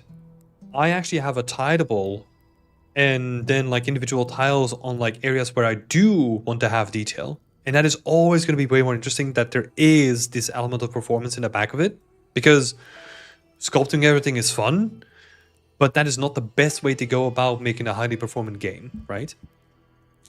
Having a warp was my plan. Going to look into that. Oh, it's super easy, right? You just deform like your geometry like a little bit. And you can do that whenever you want. Like once the title is done and you added it on it, you can then just distort the geometry a little bit. Super fun to do.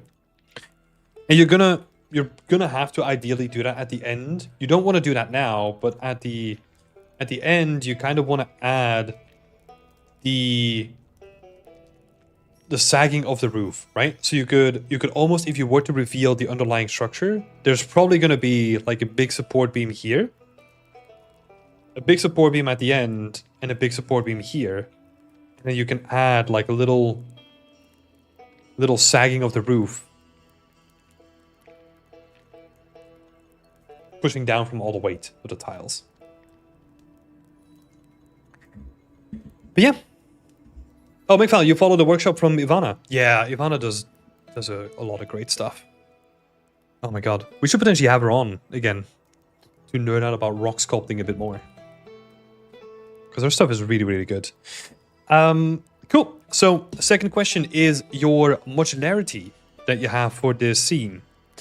In general, whenever you have a scene like this and you're focusing on visual fidelity, right? Sometimes it doesn't really make sense to have modularity in it. For example, if you were to break this building up into like individual pieces, right? That doesn't make that much sense in my opinion. But that's not what you want to do, right? I think you actually have a better feel of what you want to do with the scene, and that is using all the wood as like a modular kit. But I think that's where you struggle, right? Because you can have a chariot here, which you want to sculpt. And then you have a wood kit here, which could be a tileable or a trim sheet or something like that. And that's where you don't know what to use.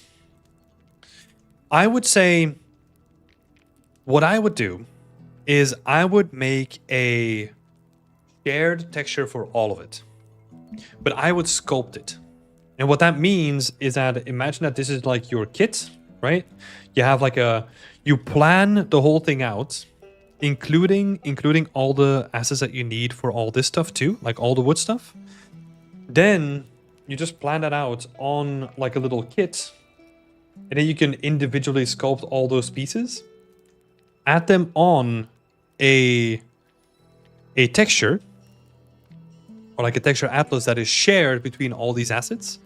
And then you can basically just like cobble stuff together from those individual pieces, right? So you're basically making your own Lego kit, but you are getting that visual fidelity because you're sculpting everything individually. I think honestly, that's also the thing that I gravitate towards too. Because if you look at the visual fidelity from like Unreal Engine project games or games these days, I don't think a trim sheet is going to cut it for most of it. And that's also what I was doing for my medieval scene, and that's why I moved away from it, because I was lacking that like in-depth visual fidelity, right? So if you want to go for that visual fidelity, I think this is a good way to have a compromise between the two. So you basically make your own modular kit, but it's all consistent out of sculpted little pieces.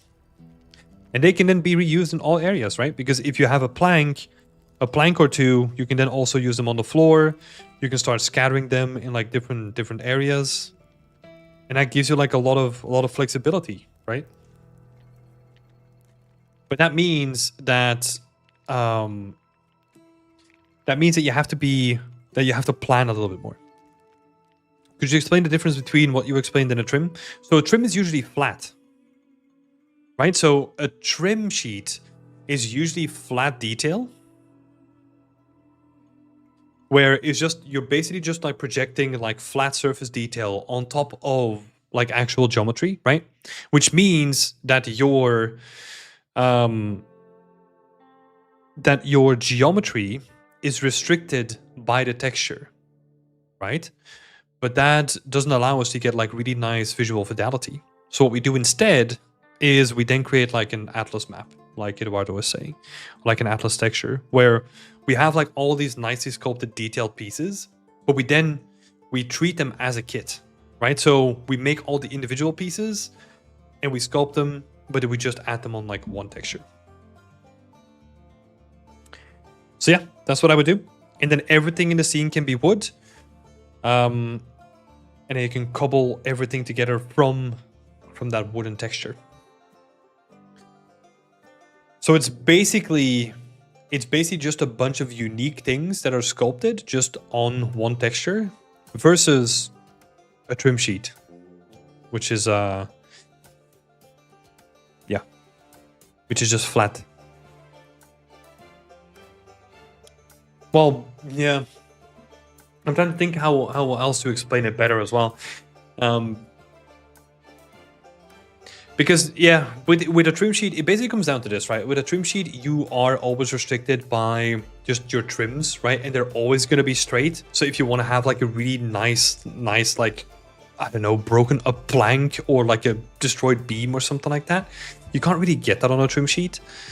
Where if you just make an atlas like this, you can get all the juicy detailed stuff while still being optimized because you're sharing one texture.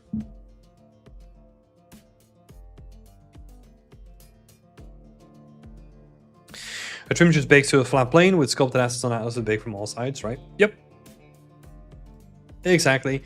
So with an atlas, it's basically just a collection of unique assets that are just sharing the same UV space. That's it. They're all just on one texture. So instead of using like one wooden plank and you make a texture for that, and a second wooden plank and you make a separate texture for that, we just make one texture that can texture all of them. And then for sure, we will have to probably go a little bit bigger, right? In terms of texture size, because we are trying to add so much fidelity to it.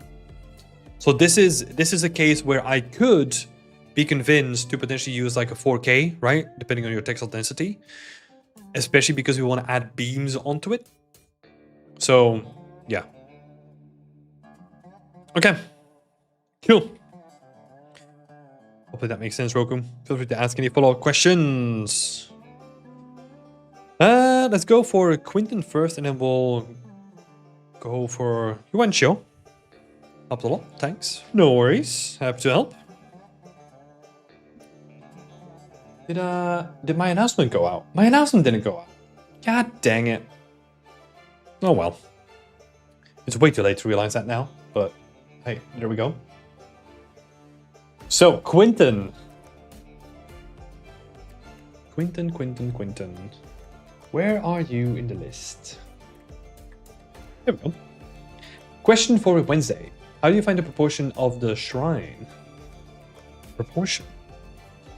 Oh, let me actually get the original image. I mean, I don't know if it's going to be too much for me to add, because you are literally transposing your mesh on top of the concept, right? So there's not too much that I can say when it comes to proportions, when they don't really differ from the concept. But let's have a look anyways.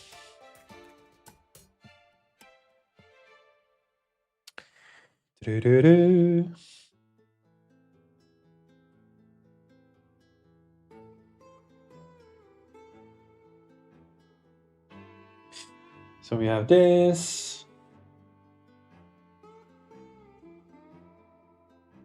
Yeah, the only thing that I would say is that the roof, which is like the most difficult part, you probably want to exaggerate those proportions a little bit more like in the concept, right? Because it feels like your version is a little bit more timid, if that makes sense. It feels more like it's very cautious of like not becoming too big. But sometimes it's nice to just have, yeah, like a little bit of an exaggeration, you know?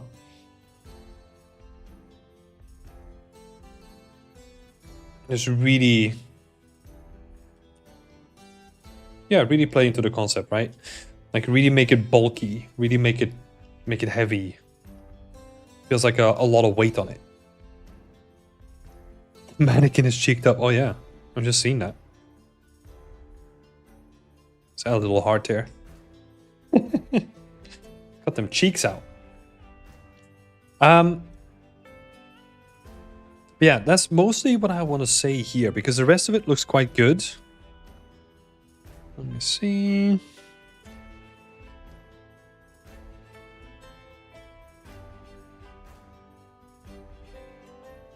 Yeah, the rest of it feels quite good.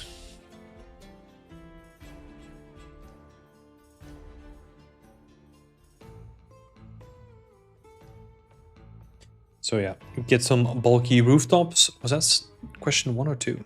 Let's see. Oh, there's only one question.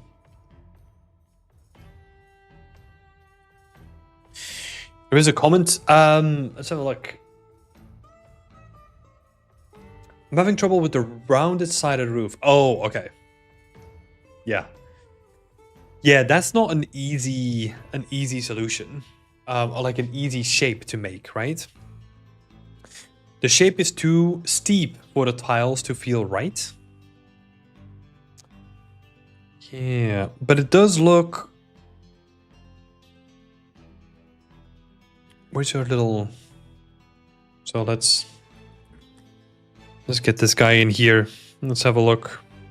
Because that is the area that you have an issue with at the moment, right?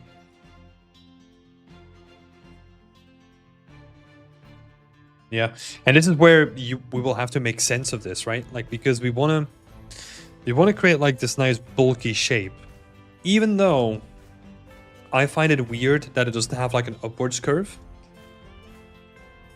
So I might even be tempted to change or veer away from the concept. And potentially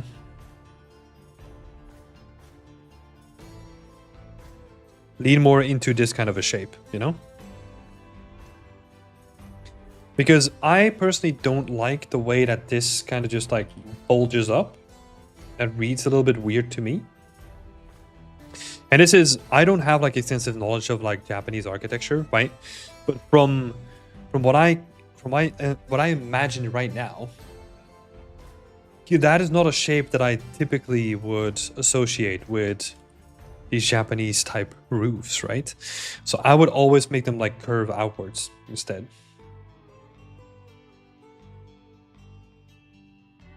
So that's what I would do. And then if it's only, maybe there's only like 2 tiles, you know? I don't know what the size of your tiles is going to be at the end, but maybe if there's only 2, you just have to make it work, right? Or maybe there's only 1, and then you'll see maybe they're like specifically made for this kind of roof. Maybe they're like handcrafted or something, right?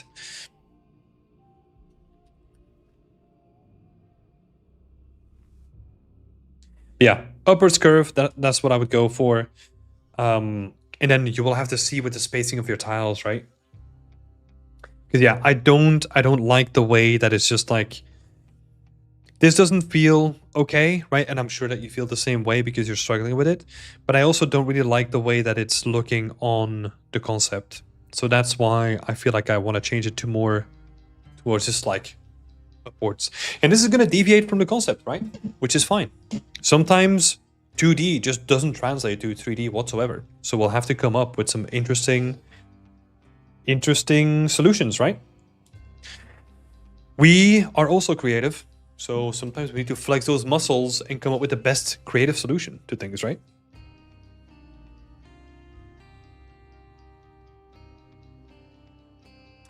Beauty is asking the question, to what textile density should you aim? I know that first person is usually 1024, third person is 512. I heard from somewhere that personal portfolio work. That might be because we have probably one of the most like more visited pages on textile density on our website. So if you are curious about anything textile density, I will honestly just forward you to our website. So let me share the link here. Oh my god, I just realized that the site is a little bit broken. No, let's just ignore that. But here you go. If you want to find out more about textile density, that's where to find a more deep dive into it.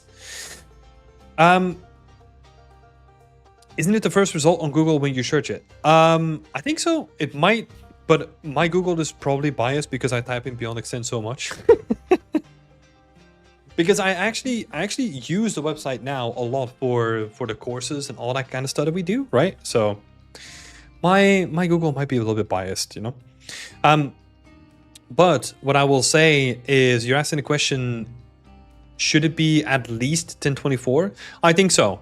And I think there's always a difference between actual production work and your portfolio, right? For good or bad. I would say aim for 1024 at the minimum for anything that you do. And I think if you want to go higher, also showcase that you can also turn it down to 1024 so that you can, or that you can showcase that you keep performance in mind, right?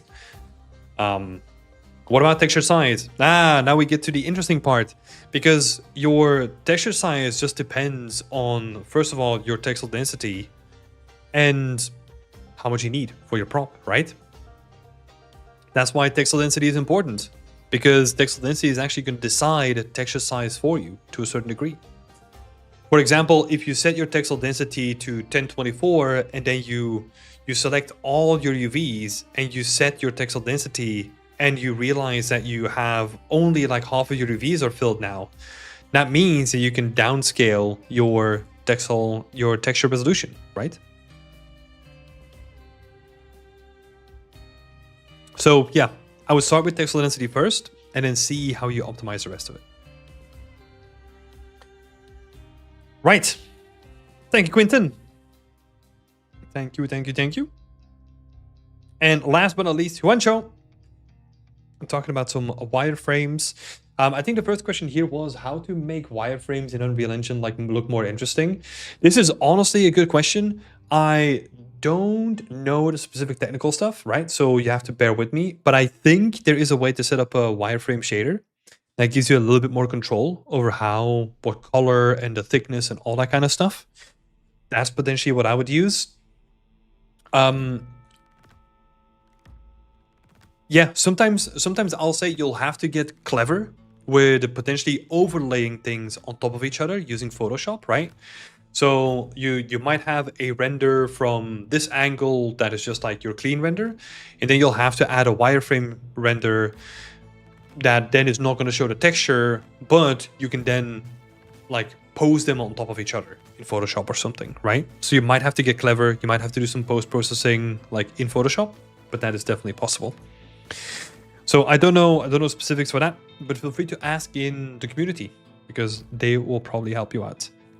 And then you're asking if there's anything missing from your breakdowns. So for anyone that is questioning anything about breakdowns, go and look at our portfolio reviews, right? I talk about this stuff almost every time, guaranteed. What is missing here is your textures. How many textures that you use? What do they look out? What do they look like? Show me your base color, roughness, normal, metallic, all that kind of stuff. And have it in relationship to your asset so that I can see immediately like, oh, okay, this is how they did that. And there's even bonus points for if you make it like a really interesting GIF or a small video that's like super quick and snappy so that I can instantly showcase. Maybe it's like rotating the prop or something like that. And it switches between all the different channels. Again, this is where you have to get clever with some light video editing, right? By just making like the same render 4 times, just with a different buffer visualization. And then you'll have to like do some editing to clean them up between, or like to swap between them. But I would say your textures and your UV layout, right? That's what I want to see. I want to see how you created those textures, how they're optimized, like how you laid them out, and if you make the most of the available resources.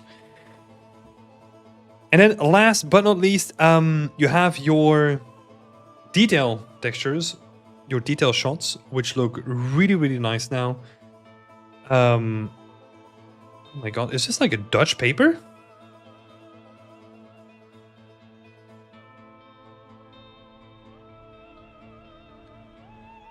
What does it say?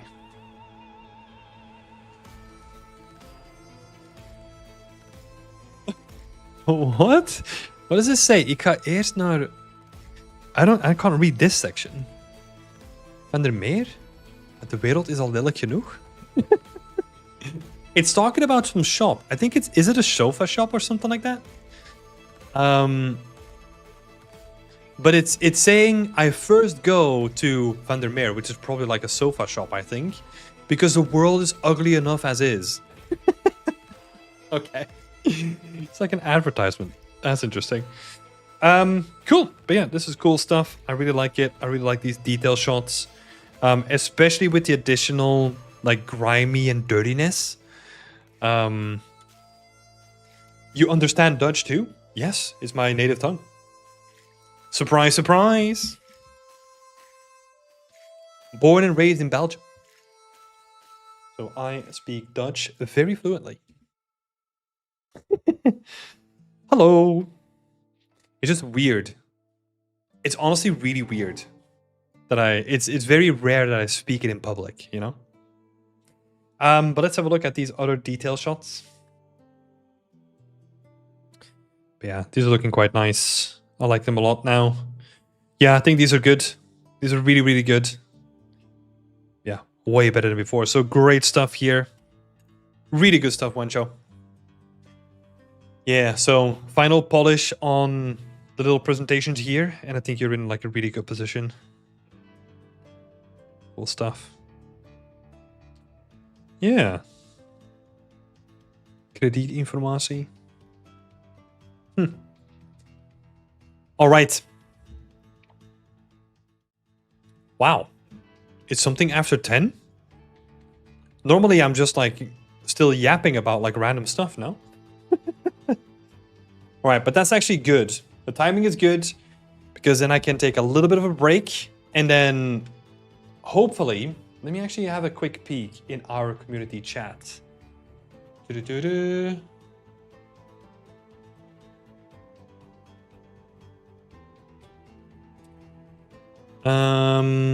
Let me see, because there's a whole bunch of like interesting suggestions for the vote for the next thematic.